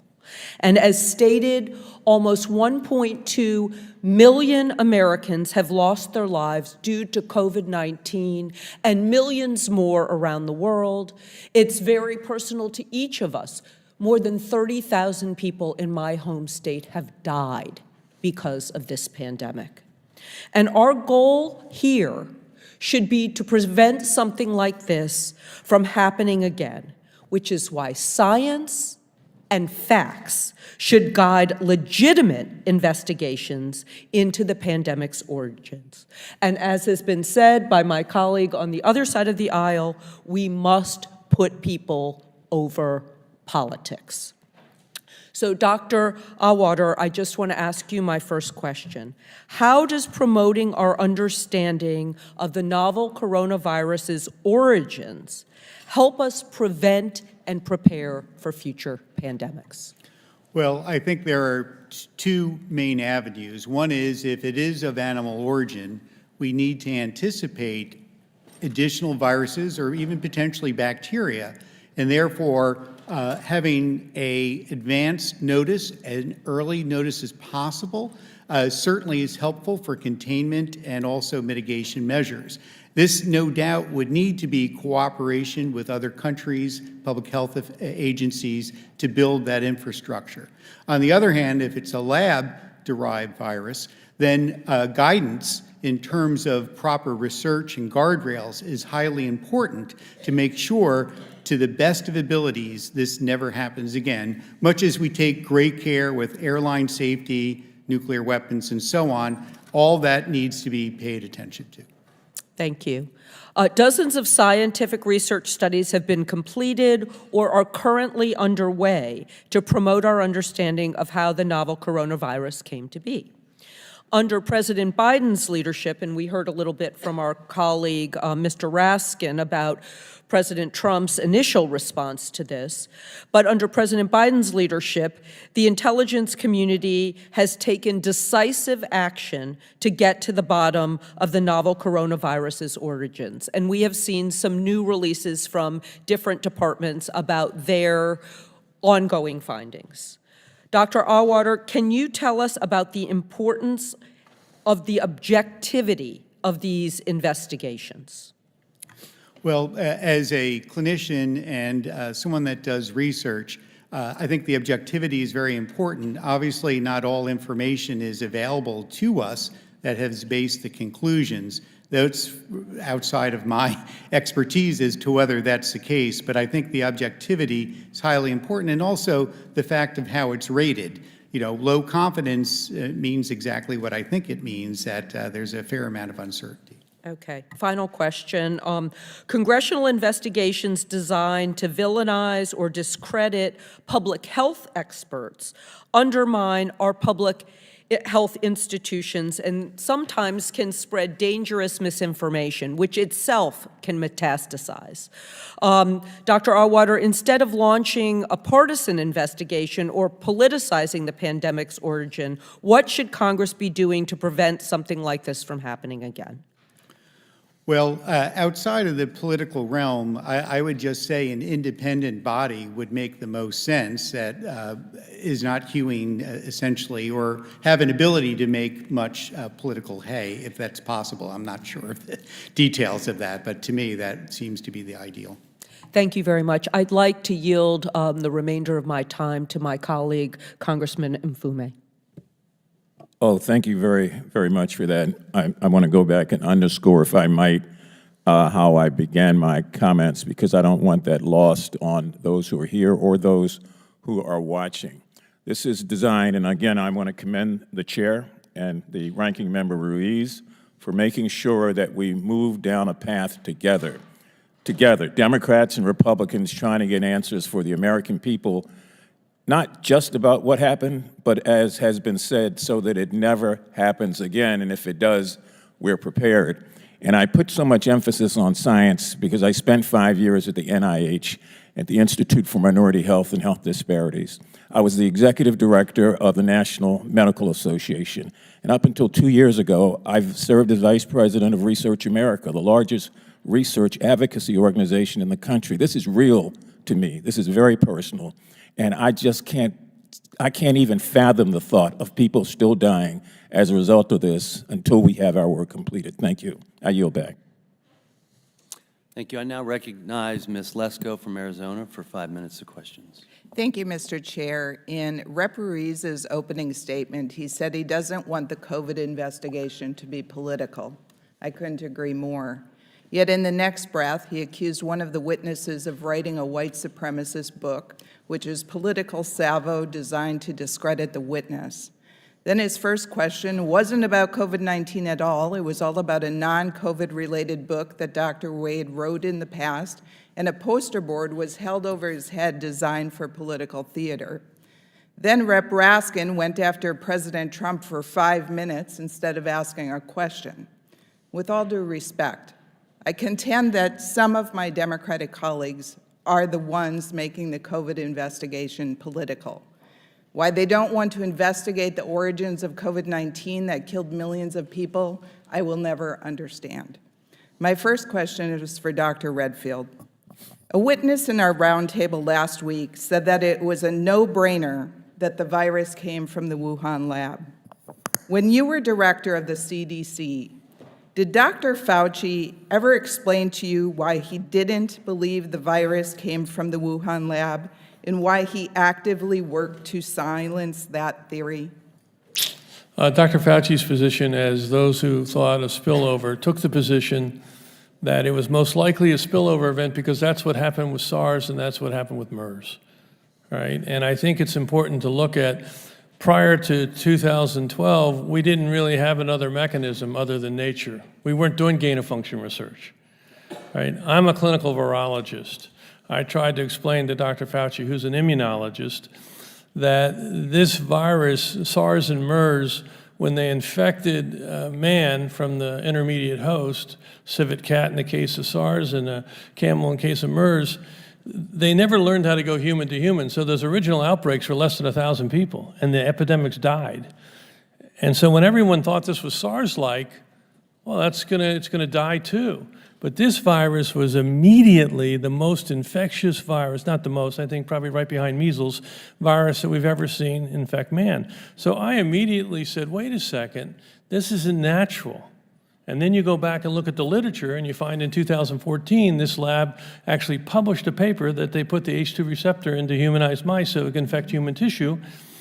And then you learn that the new COVID, which came from bats, now can hardly replicate in bats. Yeah. So how does that happen? So I said that my view as a virologist, again, my hypothesis, and I never discredited them for their hypothesis, it's the spillover, was that this was most likely to come from the lab. And we need to aggressively investigate both hypotheses. Thank you. Thank you very much. I have another question for you, Dr. Redfield. In a recent Energy and Commerce Oversight hearing, I asked the NIH acting director about the NIH's gross negligence in monitoring the EcoHealth Alliance grant and subgrant to the Wuhan Institute of Virology. He admitted that we might not have had all of the information and research reports from WIV and EcoHealth. He insisted, however, that he was sure that the coronavirus research at WIV was completely unrelated to SARS-CoV-2. With the information we know and the fact that China deleted data and asked NIH to delete data, do you believe that we can have certainty that the virus did not come from the Wuhan lab and that U.S. funding was not used for COVID-19 related research? Yeah, absolutely, we can't do that. I will say, if you go back and look, it's declassified now, and I'm sure you'll all have your classified briefings, but the declassified information now, in September of 2019, 3 things happened in that lab. One is they deleted the sequences. It was highly irregular. So researchers don't usually like to do that. Second thing they did was they changed the command and control of the lab from the civilian control to the military control. Highly unusual, and I've been involved in dual-use labs when I was in the military. And the third things they did, which I think is really telling, is they let a contractor redo the ventilation system in that laboratory. So I think clearly there was strong evidence that there was a significant event that happened in that laboratory in September. It's now been declassified. You can read it. I'm sure there's more classified information around it. Thank you. Dr. Redfield, the New York Post reported that you stated, I could use the word cover up, but I don't know that, so I'm not going to speculate that. Do you believe there was a cover-up? And if so, why would federal agencies work with legacy media to silence scientists and other Americans asking questions about the origins of SARS-CoV-2? Yeah, I'm not a big fan of quoting the New York Post. I don't think I used the word cover-up. Okay, I think there was an attempt to misguide, redirect the debate, but I wouldn't have used the word cover-up. Thank you very much, and I yield back. Now recognize Dr. Barra from California for 5 minutes of questions. Thank you, Mr. Chairman. From day one of this pandemic, unfortunately, politics has kind of infused a lot of this. And I know this, obviously, Dr. Redfield, you and I had many conversations. In my time in Congress, one of my focus areas has been global health security, pandemic preparedness. Have sat on national task forces at CSIS to prepare for global health securities. We put out our recommendations, unfortunately, in the fall of 2019, and have pushed to put that framework in place. My colleagues Congresswoman Dingell and Congresswoman Ross have equivocally said, as Democrats, we want to find out what the origins of COVID were. Early on in the pandemic, in January of 2020, I pushed personally as hard as I could on the Trump administration to do everything they could to get our scientists to the hot zone, to ground zero, to actually get a sense of what was going on. I'm not going to defend how the Chinese Communist Party has handled this pandemic. They've stonewalled us. They've played politics. Dr. Metzel, you talked about the importance of the WHO. They played politics with the WHO recommendations, and until we actually can get to the hot zone, I don't know that we'll ever get the data. This is not a partisan issue. In fact, on the Intelligence Committee, which the chairman is on, we marked up the COVID-19 Origins Act in a nonpartisan way. It passed, out of markup with a voice vote. We will all get a chance to vote on that bill on Friday. I think you will see a strong bipartisan vote encouraging the intelligence community to declassify as much information as possible so the public can see the information that we have. It's not conclusive, but we've got to continue to try to find the COVID origins. I think it is reprehensible that we're disparaging, some of our greatest public health individuals, Dr. Fauci, who I've known for a long time, and Francis Collins, who I've gotten to know. Both are outstanding scientists and so forth. They may have had a different hypothesis. We should entertain all hypotheses, and we should do it in an objective way to find the answers. I also hope we don't, as a body, take the wrong lessons from this. Dr. Metzel, you talked about the importance of the WHO.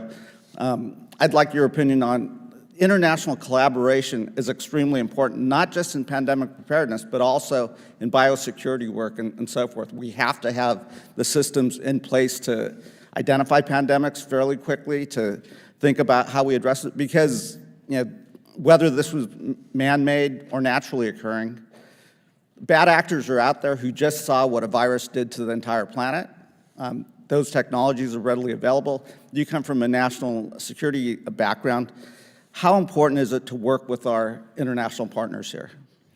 It's absolutely essential that we work with our international partners and with the WHO, and as has been said repeatedly, when those international partners or potential partners themselves are bad actors, which is absolutely the case with China, that makes things a lot more difficult.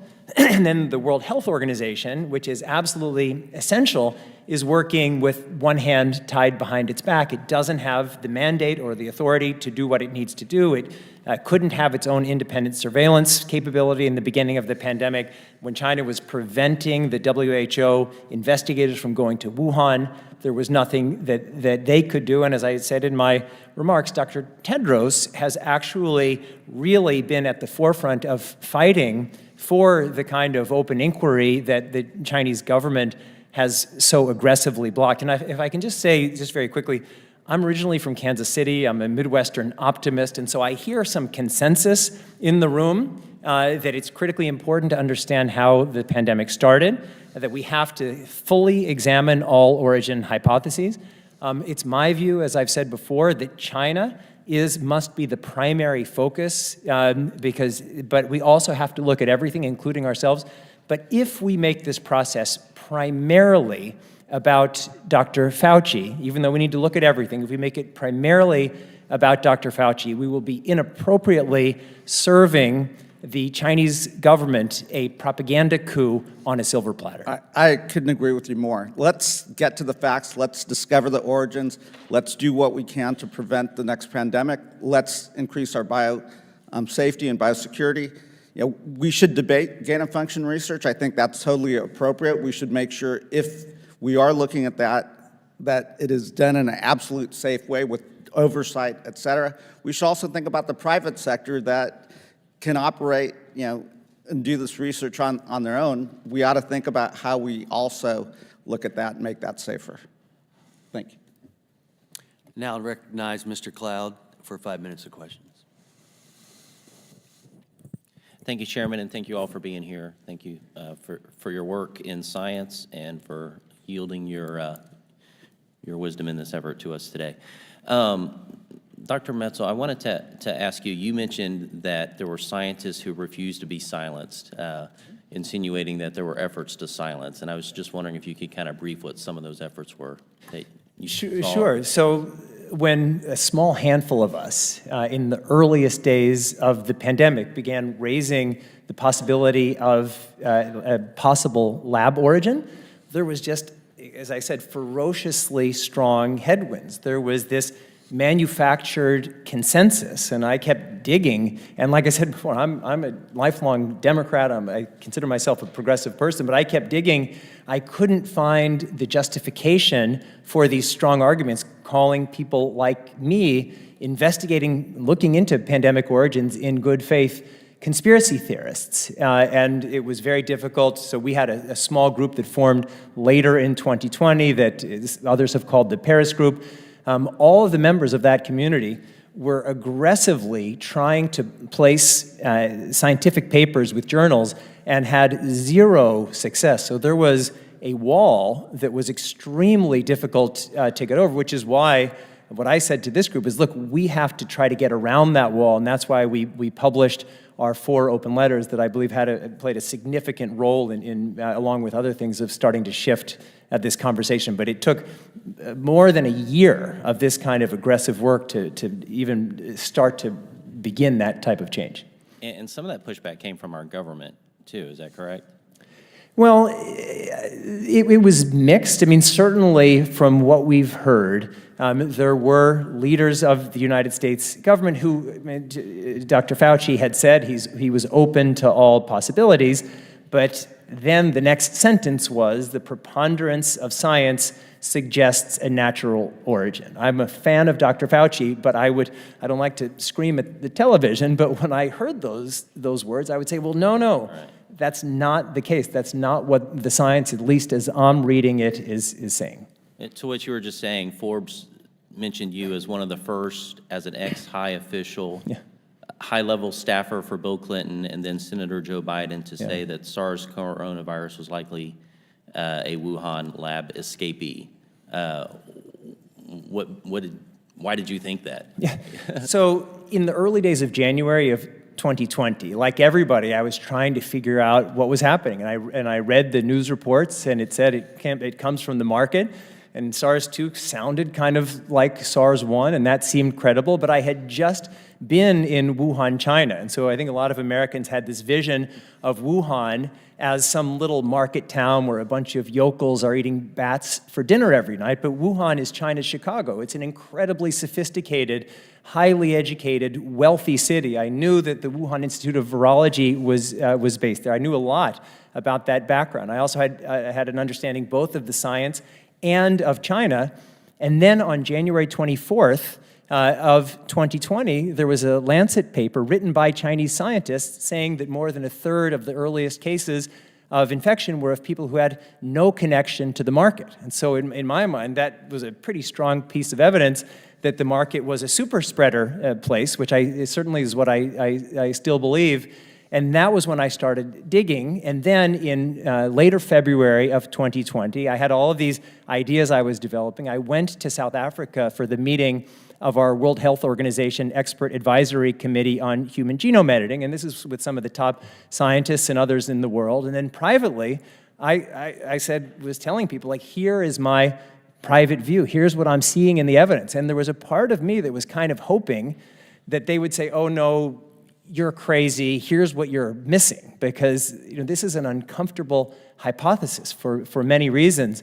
That wasn't, certainly nobody was saying that. And that was why when I came back after those meetings, I became very, very public. And then I launched my website and wrote a number of editorials in March and early April. I wanted to try to get another question here. Your take on this, was that before or after Proximal Origins came out? So before, and what was your take on that when you, I guess, read that? Yeah. And what impact do you think that had on the scientific community and the free discovery, so to speak, of? It's a great question. And I don't mean to be overly reference my own background, but I'm pro-science, pro-vaccine. I believe climate change is real. But when I saw that, I was monumentally I won't use I'll say upset, angry, because without the available evidence, these absolute claims were being made. And I was really digging, and there just wasn't the evidence to make those assertions. So the right position in the beginning was what everybody is saying now. It could have been a natural origin, it could have been a lab origin, and we need to actively and aggressively investigate all relevant hypotheses. And it's very unfortunate that wasn't the case. And of course, the question we'll have to get to later is why was this, all the data deleted and everything? I now recognize Mr. Garcia from California for 5 minutes of questions. Thank you very much, Mr. Chairman. I want to thank, of course, all of our witnesses as well for being here. We all care deeply about the work of this select subcommittee. I think it's critical, and we all can agree that we learned as much about the COVID-19 origins as we can. We know that preventing future pandemics saves lives. That's what this is all about. That's what this committee is all about. We've lost over 1 million American lives in this country, many more across the world. A lot of folks know I lost both my mother and my stepfather to the pandemic early on, so I understand the human cost and tragedy of this virus. I'm very grateful that in May 2021, President Biden ordered the intelligence community to investigate the origins of COVID-19. He specifically requested the Department of Energy be brought into as part of this important assessment. This has been discussed today. We know that this is critical work that's been happening. We also know that one way or another, we don't have clear proof about the origins of COVID-19, and this has been shared by our witnesses and, of course, in the many reports that have been produced by our agencies. Now, we can make convincing cases, of course, for both a potential lab leak or if there was transmission from animals, but no one can say for certain where exactly the origins are today. And I think I want to repeat that so they can be very clear to the American public as far as where we're actually at in this process and in these investigations. Multiple federal agencies have supported both sides of the question and none with high confidence. One of the most important lessons that we can learn from the origins of COVID-19 is how we can better respond to future viruses and future pandemics, because there will be future pandemics. We've seen the mass death, the devastation this has caused our economy and the American public and the global public. And we also need to know and understand what mistakes were made in the past so that we can correct them in the future. We know, for example, that President Trump's own advisor in COVID-19, who we heard a lot from during the pandemic, Dr. Birx, had said that the previous administration's policies early in the pandemic possibly cost us hundreds of thousands of American lives. And I want to also note something that was said. We know that more than 20 separate occasions, President Trump defended President Xi and his handling of COVID-19. We've been talking a lot about China and Chinese origins, so it's important to talk also about what the former president's comments were. So even as we had concerns about China's lack of transparency early on in the crisis, President Trump would consistently praise President Xi, in fact, on 20 separate occasions. I want to quote something former President Trump said, quote, "Last night I spoke to President Xi. We talked about the experience that they had in China and of all the things that have taken place. And we learned a lot. They've had a very tough experience and they're doing well and he's doing well. President Xi is doing very well. But we learned a lot and we have great communication together. We're going to be sent great data from China," end quote. Now, it's very clear that that great data actually never came, and there was never really the cooperation that the former administration said that we were going to have. And over again, President Trump's administration coddled the Chinese government and told us that this was all going to work out just fine, even though his doctors and scientists disagreed. If members of this subcommittee are as concerned about the role of the Chinese government in the origins of the pandemic, then we also need to take a serious look at why the former president repeatedly praised China and downplayed a virus that was gone on to kill over 1 million Americans. That is the work that the subcommittee should also be focused on. Dr. Redfield, I know you mentioned in a New York Times interview that your greatest disappointment was lack of constant public health messages from civic leaders. And so my question is it fair to say that misinformation was a major public health threat? I think that getting accurate information to the American public was really important. I was extremely disappointed as CDC director that I was restricted from being able to communicate to the American public. I thought that was a disservice. And do you think that politicians who spread misinformation make the pandemic worse? And would it be fair to say that politicians who promote vaccine hesitancy actually cost lives?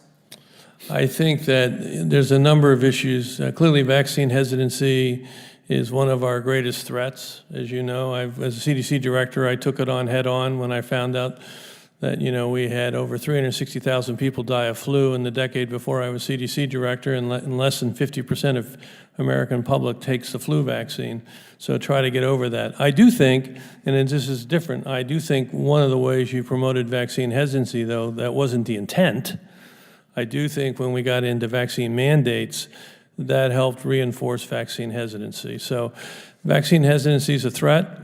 We need to address it. Thank you very much, sir. And I think that's important to also note, because vaccine hesitancy has been promoted actually by some members of this committee, is actually very dangerous, as has been said by you and many doctors across the country. Yeah. Just quickly, Mr. Redfield, according to your March 17th, 2022 transcribed interview with the Select Subcommittee on the Coronavirus Crisis, you had a team of CDC investigators prepared to go to China in early January 2020. Is that correct? Correct. But President Trump was not successful in deploying this team to China. Is that also correct? Correct. Well, thank you very much, Mr. Chairman. I yield back. I now recognize Dr. Joyce from Pennsylvania for 5 minutes of questions. Thank you for yielding, and thank you to our witness panel for appearing here today. Dr. Redfield, thank you for appearing and discussing these important matters. One of the biggest problems for our country going forward has been the erosion of public trust in our public health authorities, both at a national and at an international level. I believe that the work this committee will do on getting to the bottom of the origins of this virus will be critical in restoring that trust. And to that end, the House of Representatives will be voting on legislation this week requiring that the Director of the National Intelligence Agency to declassify all information relating to the origins of COVID, especially if there is reason to believe that the Wuhan Institute of Virology is the source of this outbreak. Dr. Redfield, how important is this level of transparency to restore trust with the American public? I've thought about this a lot, of how we're going to get to the answer that you're striving to get to. What is the origin? I don't think that answer is going to come from the scientific community. I think that answer is going to come from the intelligence community. And we need to get the intelligence community, and you all have the way to do that. I'd like to have each of them show what data they have, where they got it, who their informants were, and what their conclusions were. Because as you know, a number of them are on the fence. They don't say yes or no. You got the FBI and the Energy Department, which I have a lot of respect for, because when you look at those two departments, the FBI and the Energy Department have the strongest scientific footprint of any of our intelligence agencies. And I think the way they got to the answers at low probability, moderate probability, is their internal scientists did the science. So yes or no, do you support the declassification of all information relating to the origins of the COVID virus? I think declassification is very important. The only caveat that I would say is there are some method and sources issues that I think you guys are going to have to wrestle with to see if they're compromised by some of the declassification. And I think that the erosion of the trust of the American people needs to be reestablished, and part of that is obtaining. I agree with you. I agree with you. I also mentioned that there's a loss of trust on international levels, and I constantly hear that from my constituents back home in Pennsylvania over the issues specifically regarding the World Health Organization. By kowtowing to the Chinese Communist Party, who showed at every step an unwillingness to be honest and transparent about the timing, the severity, and the origins of the outbreak, they badly damaged their reputation. Dr. Metzel, Article 6 of the International Health Regulations requires that the World Health Organization notifies within 24 hours of all events which may constitute a public health emergency of international concern. Do you believe that the Chinese Communist Party complied with this requirement, given the reports that the CCP had identified COVID cases as early as November of 2019? There can be no doubt whatsoever that the Chinese government violated the IHR. Do you feel that there's an opportunity from our group, our work here, to reestablish potential trust in the World Health Organization? Well, that's a separate issue. Certainly in the earliest days of the pandemic, Dr. Tedros, by his own admission, his own admission, was saying too many nice things about the Chinese government, when the Chinese government was very clearly not providing the WHO the information that the WHO was privately asking for.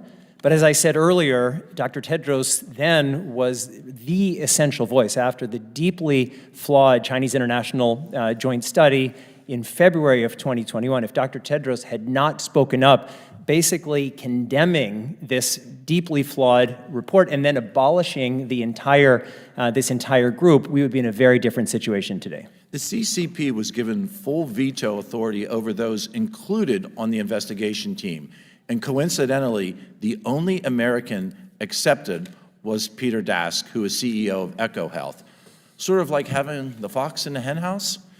With this information, do you believe that the conclusions of the report can be trusted? And is there a serious conflict by Dask's inclusion in the investigation team? So as I've said many times, the entire process was flawed for the joint study, and that was a joint study not originated by the WHO Secretariat, but by the World Health Assembly, which is the governing body of states overseeing the WHO. So this was forced on the WHO.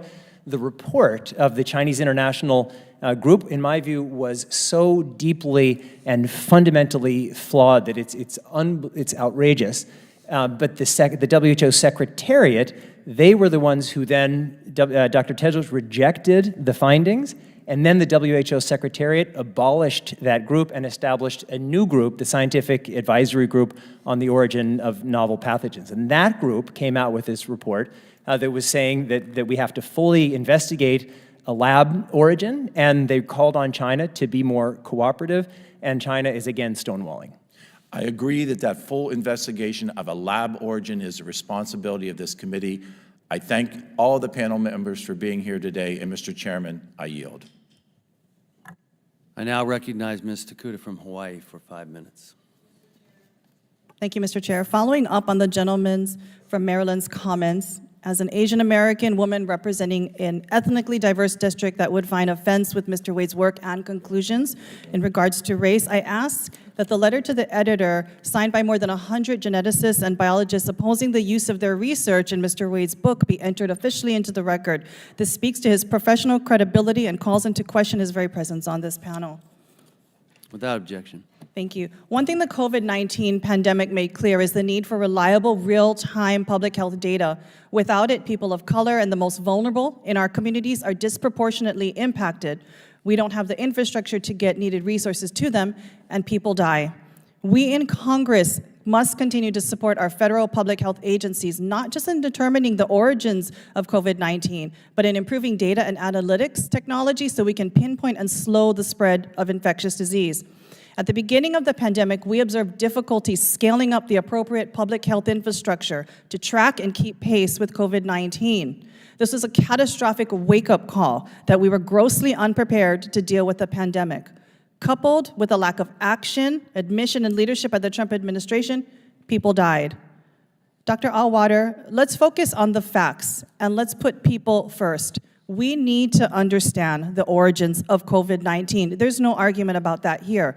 To prevent and prepare for future pandemics. What do public health agencies and researchers need to do now, learning from this pandemic, to ensure that we can quickly test and trace when faced with new pathogens of pandemic potential?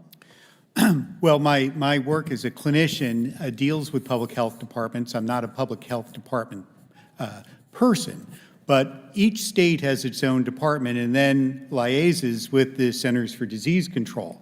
And I know many of our state health departments don't have enough funds to accomplish what they want to.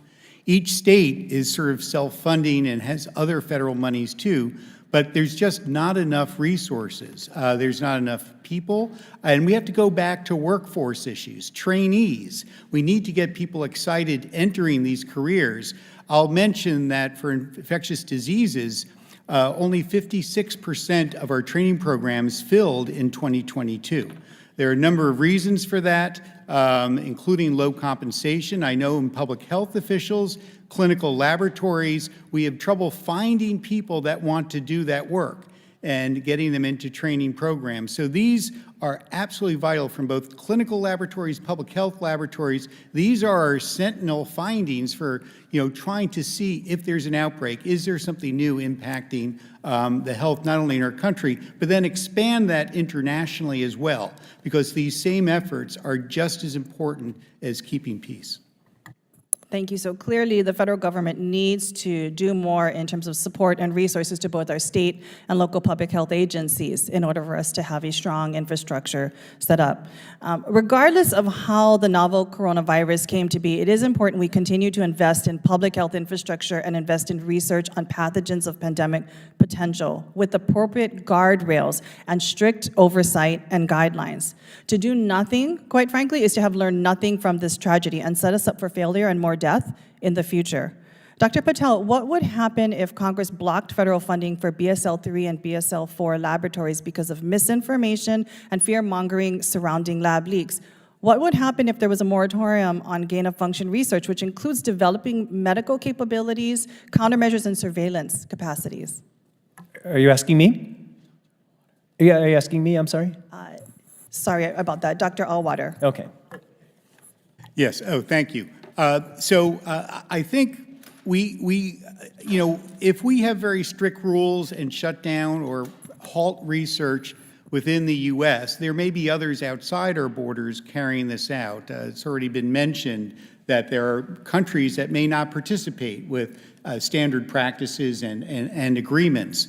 So this is not an area I labor in, but as a clinician and from my infectious diseases perspective within the society, I think research that does examine these very carefully, and as you said, with guardrails, with oversight, is important. And there can be debate about where you draw the line in terms of doing this research. But I think not to do it could leave us unprepared. And of course, there's different points of view of this, and this has been going back and forth for a while, but I do think it needs to be vigorously re-examined. Thank you very much. And I know, Dr. Metzel, you have also concluded these things in your testimony as well in support for this research. Yes, I mean, we would be making a grave error if we shut down virology, if we shut down epidemiology, if we didn't have high containment virology labs. I think everybody agrees with that. The only question is, what are the guardrails? And when we have a situation such as this, where it appears very likely that a lab error may have led to this whole pandemic, that forces us to be very careful and to do the kind of review that we all need to be working on together. Thank you. Now recognize Ms. Green from Georgia for 5 minutes of questions.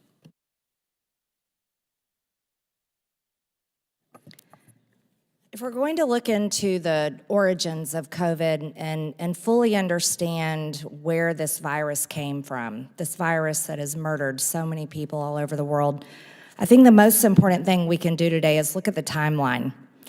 And if we go back to early 2020, when this was just starting to kill so many people, we'll see something interesting, that while Dr. Fauci, Dr. Anderson, Dr. Collins, Peter Daszak from EcoHealth, who, by the way, had a grant for gain-of-function research, Dr. Auchincloss and others were doing everything possible to shut down the Wuhan lab theory publicly, even though privately they told each other that COVID-19 looked engineered and discussed the reason to stop the theory.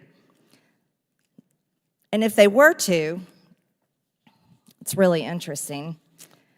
They wanted to give reasons for not expressing this opinion to the public were that it would do great potential harm to science and international harmony and do unnecessary harm to science in general and science in China in particular, even though their paychecks are funded by the American taxpayers. At the same time this was going on, the CCP was using its full weight and power to spread a propaganda campaign to conceal the origins of COVID, numbers of cases and deaths, and protect their own reputations while stockpiling medical supplies, severely hurting the global supply chain and definitely hurting America. In the same way, the CCP silenced, censored, and imprisoned dissenters who tried to tell the truth. Dr. Fauci and his cohorts seemingly were running their own misinformation and ultimately censorship campaign. To, in quotes from Dr. Collins to Dr. Fauci, put down this very destructive conspiracy about the lab leak theory. But it's really interesting. I think we should revisit January 27, 2020.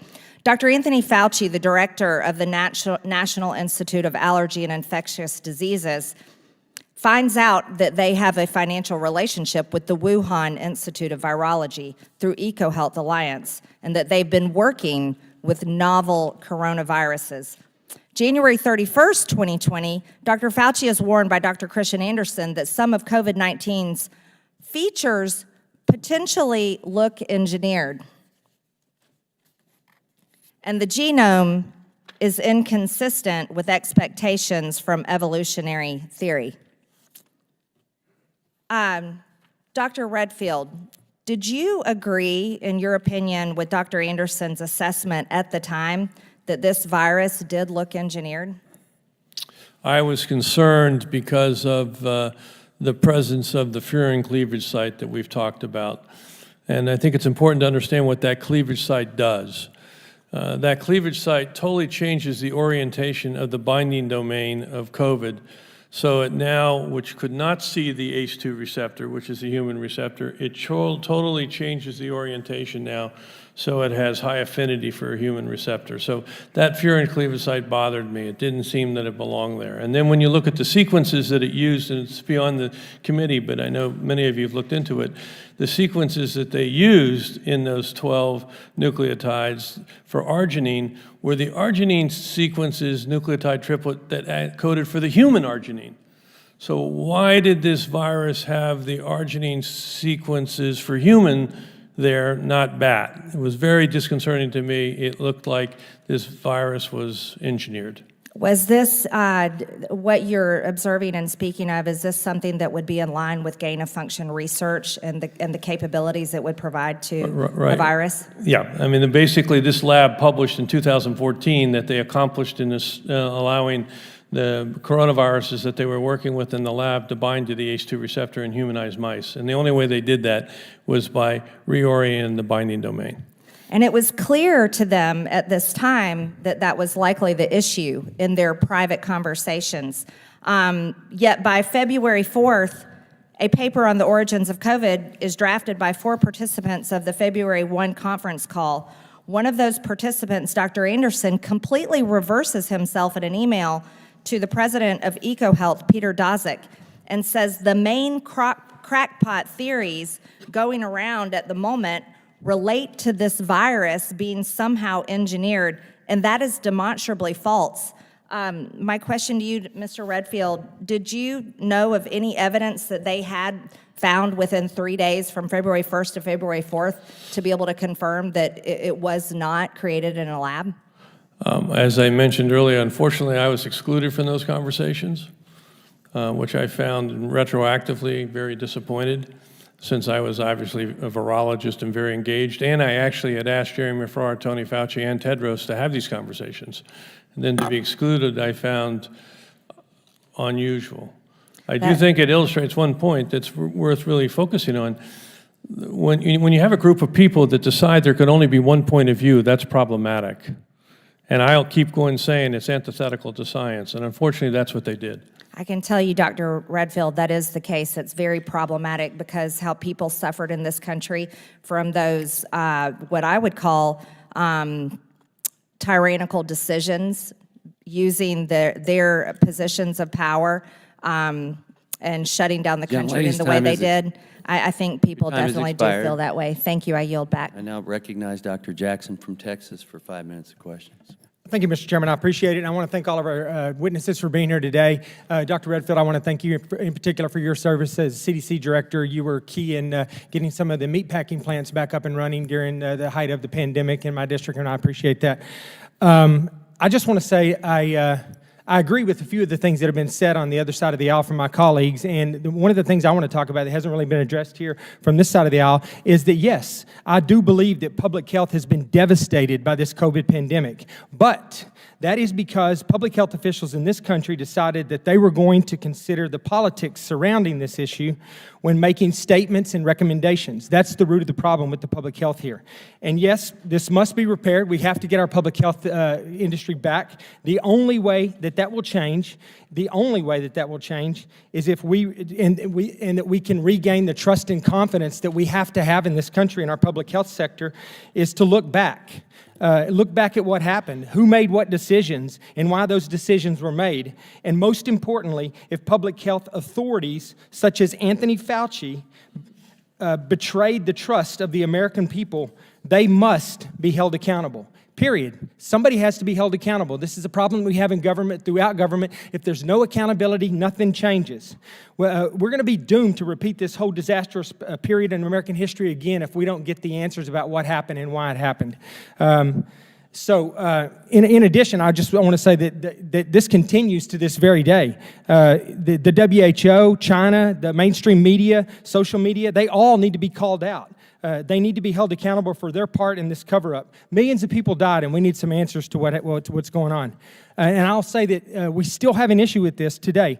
We still have an issue with corrupt, politically driven advice, and this is evidenced by the misinformation regarding masks, natural immunity, the need for boosters, and most importantly, and most important to me at this particular time, the inappropriate efforts to vaccinate our children. So I would just say that we have to regain this trust in public health, and we have to do it quickly before something like this comes down the pike again, because American people right now have zero trust and confidence in the public health sector in this country. So I want to ask you real quickly, Dr. Metzel and Dr. Redfield, what do you think that we should and could do to regain that trust of our public health sector?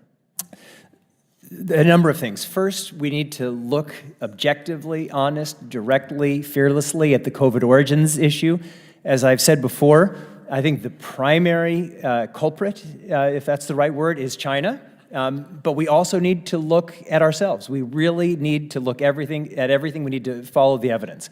We also need to establish a bipartisan process for evaluating the entirety of our readiness, and that's why in my remarks I recommended establishing a bipartisan COVID-19 commission, kind of like built on the model of the 9/11 commission, because it's going to be very difficult to do it piecemeal. We really need comprehensively, in a bipartisan manner, to develop an action plan, and because health is international, that means exactly as you've said, we need to focus on the national and the international levels. Dr. Redfield, real quickly. Yeah, real quick. I think the first and foremost is we've got to tell the truth. When you don't tell the truth, you've got a problem. And I think if you go back, there were many times when public health officials packaged the message to what they wanted to say, but it wasn't necessarily truthful. The second thing, you have to have the courage when you're a public health official to say, I don't know, when you don't know. And I think that really fundamental, that's how we begin to lose it. When people say that we're going to be okay once we get 30% immunity, and then later they say 50%, and then later they say 70%, and then the press says, well, why did you say 50% before, and now you're saying 70%, and the guy says, well, I didn't think the public was ready to hear that. Thank you, You've sir. got to tell the truth. I want to get a little bit of time here. I want to say how I said I did agree with some of the stuff that was being said on the opposite side of the aisle. One of the things I don't agree with, and I think that the way we have to fix this is we do have to get past the politics now. That it's over and it's done with. There's been a lot of damage done. We got to get past that. And I'm disturbed that the people on the left in this committee can't talk about this at all without bringing up Trump, racism, or conspiracy theorists. And I just want to clear the record on one particular thing. President Trump on May 29th, 2020, recognizing the failures of WHO, severed the U.S. relationship with WHO, citing the need for serious reforms, and despite Despite this, despite no reforms taking place, on his first day in office, President Biden rejoined the WHO, which was and continues to be nothing more than a puppet of the Chinese government. I want to also say that on January 31st, 2020, President Trump came under intense criticism when he banned travel from China, an order then presidential candidate Biden called xenophobic, a move that even the highly respected Dr. Fauci on the other side of the aisle praised as saying that Trump's actions saved thousands and millions of lives. So thank you. With that, I yield back. I now recognize Mr. Jordan from Ohio for 5 minutes. Thank the chairman. Look forward, the Democrats tell us. Focus on the future. Might have started in a lab, might have happened in nature. But here's the question I keep coming up with. If it may have been a lab, may have been nature, we're supposed to look forward, then why did Dr. Fauci work so hard for just one of those theories? Why was it so important to push one over the other? Dr. Barrett said, we should entertain all hypotheses. Dr. Fauci had his hypothesis, how this started. We should entertain all of them. But that's not what happened. That is definitely not what happened. 3 years ago, if you thought it came from a lab, if you raised that, you were called a nut job. You got censored on Twitter. You were blacklisted on Twitter. You were even called a crackpot by the very scientist who in late January sent emails to Dr. Fauci and said it came from a lab. They called you crackpot. Is that right, Dr. Redfield? I think the most upsetting thing to me was the Baltimore Sun calling me a racist because I said this came from a Wuhan lab. Dr. Redfield, you ran the CDC and you were on the coronavirus task force. Is that right? Correct. That was formed on January 29th, 2020. Is that right? Correct. 2 days later, Dr. Fauci gets an email from Dr. Anderson which says what? Virus looks engineered, virus not consistent with evolutionary theory. Is that accurate? That's my understanding. Next day, I know, did he share that email with you, by the way, Dr. Redfield? No. As a member of the task force, as the head of CDC, did he share that email with you? No. Okay, next day, February 1st, Dr. Gary sends Dr. Fauci another email. That email says, I don't know how this happens in nature, but it would be easy to do in a lab. Did he share that email with you, Dr. Redfield? No. You didn't see either one of those emails, even though you're head of CDC, even though you're on the coronavirus task force that had been formed just 3 days earlier. No. 3 days later, Dr. Anderson and Dr. Gary, who told us it came from a lab in emails to Dr. Fauci that Dr. Fauci wouldn't let Dr. Redfield see, 3 days later, they changed their position 180 degrees. The question is why? Mr. Wade, why would they change their position that fast when the only intervening event is a conference call with Dr. Fauci, the guy who wouldn't let Dr. Redfield see the very emails that they had sent him, Dr. Redfield, head of CDC on the coronavirus task force? Why would they change their position, Dr. Wade, or Mr. Wade? Well, this question does lie at the heart of the issue. What is pertinent, it seems to me, is there's no new scientific evidence that we can see that came available between these dates, the January 31st and Feb 4. Right, there's no new, I think you're, go ahead. So you have to ask if there were other kinds of influence available. Now, it is true that Dr. Fauci and Dr. Farry in London were very powerful research officials, and between them they controlled... I read your testimony, I saw that. Yeah. So... Why don't you cut to the chase and tell them what you really think was the reason? I don't know what the reason was. I know what it was. Go ahead. I'll let you say it, because I read your testimony. I think you said it in your testimony, too. Maybe you're reluctant to say it here, but go ahead. Well, if you're looking at the timeline, on May 21st, just a few weeks after the Nature Medicine article had come out, two of the signatories of the original email to Dr. Fauci, that's Dr. Anderson and Dr. Gary, were awarded a $9 million grant for the... So there's 9 million reasons why they changed their mind. I knew you'd get to it. I read that last night. 3 months after, so 3 days after they say it came from a lab, they changed their position, and the only intervening event's a conference call with Dr. Fauci and Dr. Collins. Again, a call that Mr. Redfield was not allowed to be on, the head of CDC and on the coronavirus task force. And then 3 months later, shazam, they get $9 million from Dr. Fauci. Well, isn't that something? Isn't that something? That's why we want to talk to these guys. That's why Chairman Winstrup wants to bring in Dr. Anderson and Dr. Gary and ask them a series of questions so we can get to the bottom of this, so we can move forward and deal with this. Now, here's the key question. Look, I'm just a common sense guy from Ohio.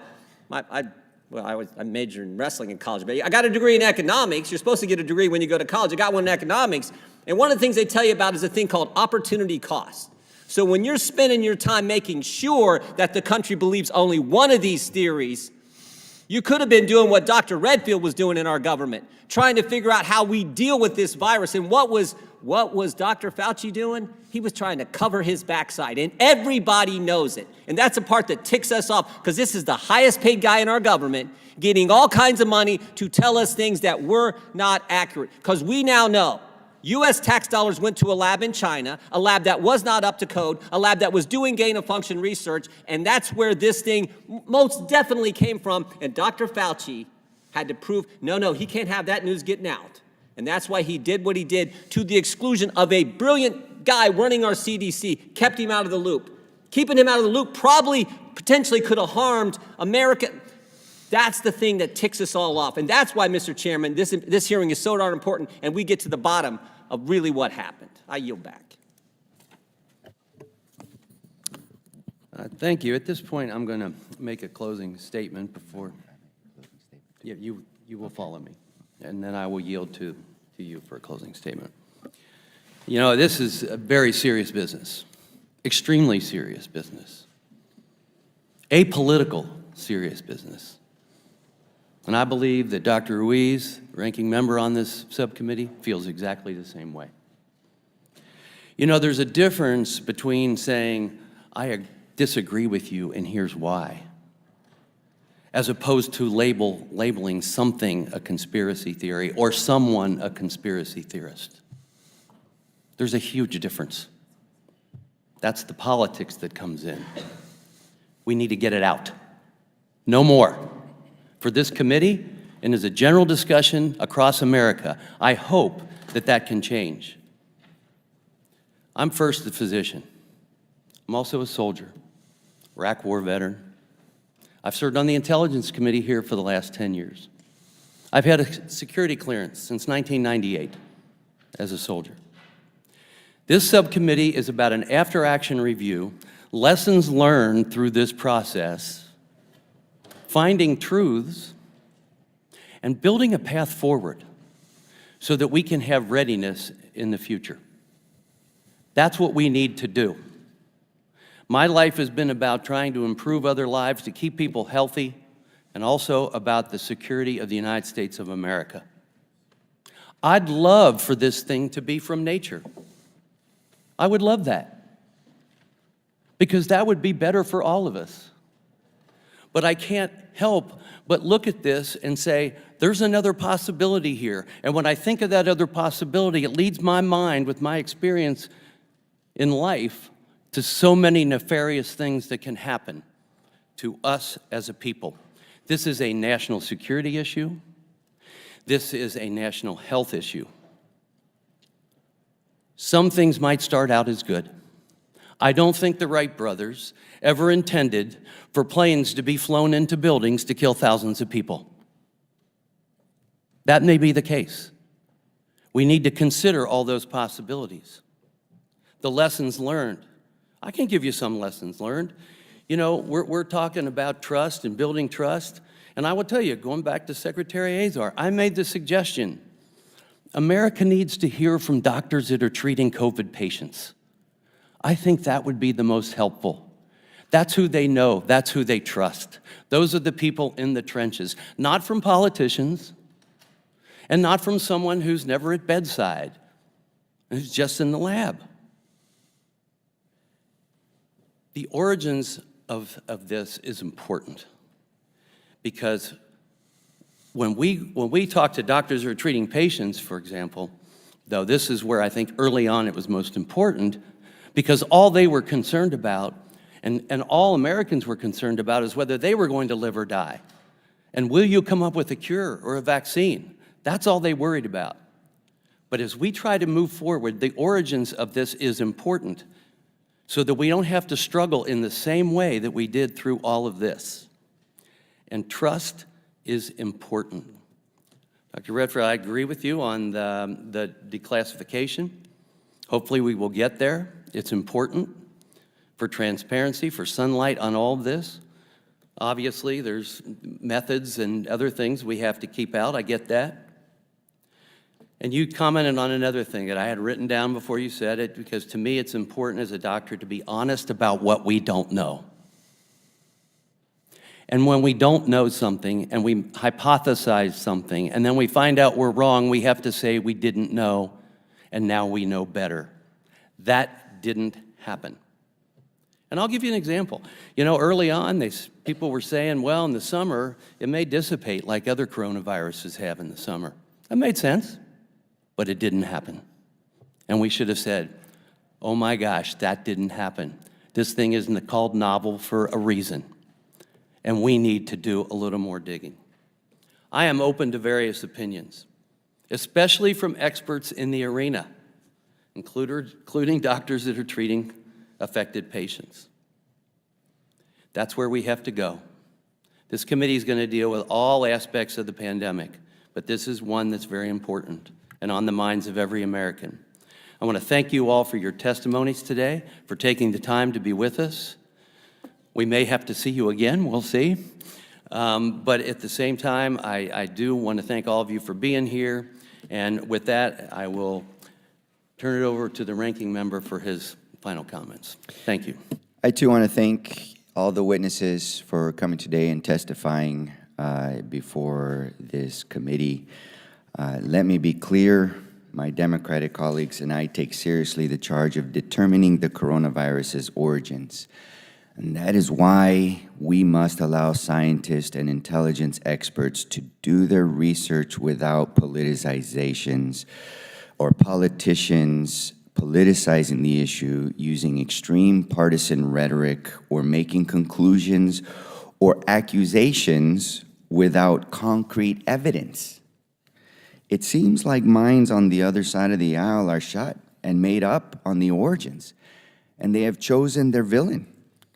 If we truly want to follow the evidence, the truth is that the evidence as we have it now is inconclusive. But villainizing our public health experts through conspiratorial accusations based on partisan suspicions and not concrete evidence does nothing to help us prevent and prepare for future pandemics. I too am a physician. I too have taken care of patients who have died due to dyspnea. In other words, they couldn't breathe, they didn't get the oxygen. And I have intubated and kept people alive and resuscitated people over and over in the emergency department. These are not political ideas for the individual who's diabetic and lives in a poor neighborhood that doesn't have access to testing or to healthcare access. This is not political. They don't give 2 cents of who knew what and by when. They want to make sure that they stay alive, that they can get the medicines, that they can live in a country that doesn't have to politicize every single damn thing. And they want to see their government work for them, for the people, to do the right thing.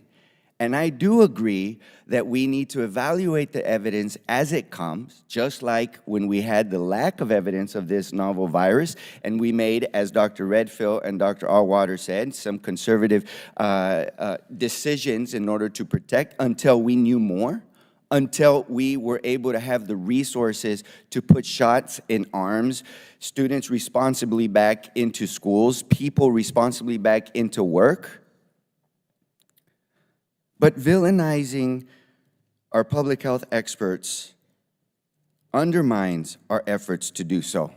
You see, it hurts the recruitment of public health servants in a time when we have a public health servant shortage. And it hurts trust. It hurts trust in basic public health measures like masks that reduces airborne transmission and vaccines that save lives. Congress has an important role in supporting the expert community's efforts to get to the bottom of the coronavirus's origins. We also have an important role to be forward-looking in developing the policy solutions necessary to mitigate the threat of new viruses, no matter where they came from. You know, I saw each of the witnesses nod in agreement in my discussion with Dr. Arwater regarding constructive policy solutions, like raising the international standards for pathogen research. There is still an opportunity for us to correct course. And this is a message on both sides of the aisle for this select subcommittee to be constructive body that focus on forward-looking solutions, ones that save lives, that matter to individuals who are at risk of dying today from this virus. So let's debate gain-of-function research. Let's discuss what we can do to improve safety guidelines and transparency in foreign labs. Let's discuss how to increase trust in basic public health measures to save lives and recruit more public health workers. Let's put people above politics. We owe it to the American people to take every action we can to save lives, and I stand ready to work with the chairman to do so. Thank you, Dr. Ruiz. In closing, I'd like to thank our panelists once again for their important and insightful testimony today. With that, and without objection, all members will have 5 legislative days within which to submit materials and to submit additional written questions for the witnesses, which will be forwarded to the witnesses for their response. If there is no further business, without objection, the Select Subcommittee stands adjourned. Thank you.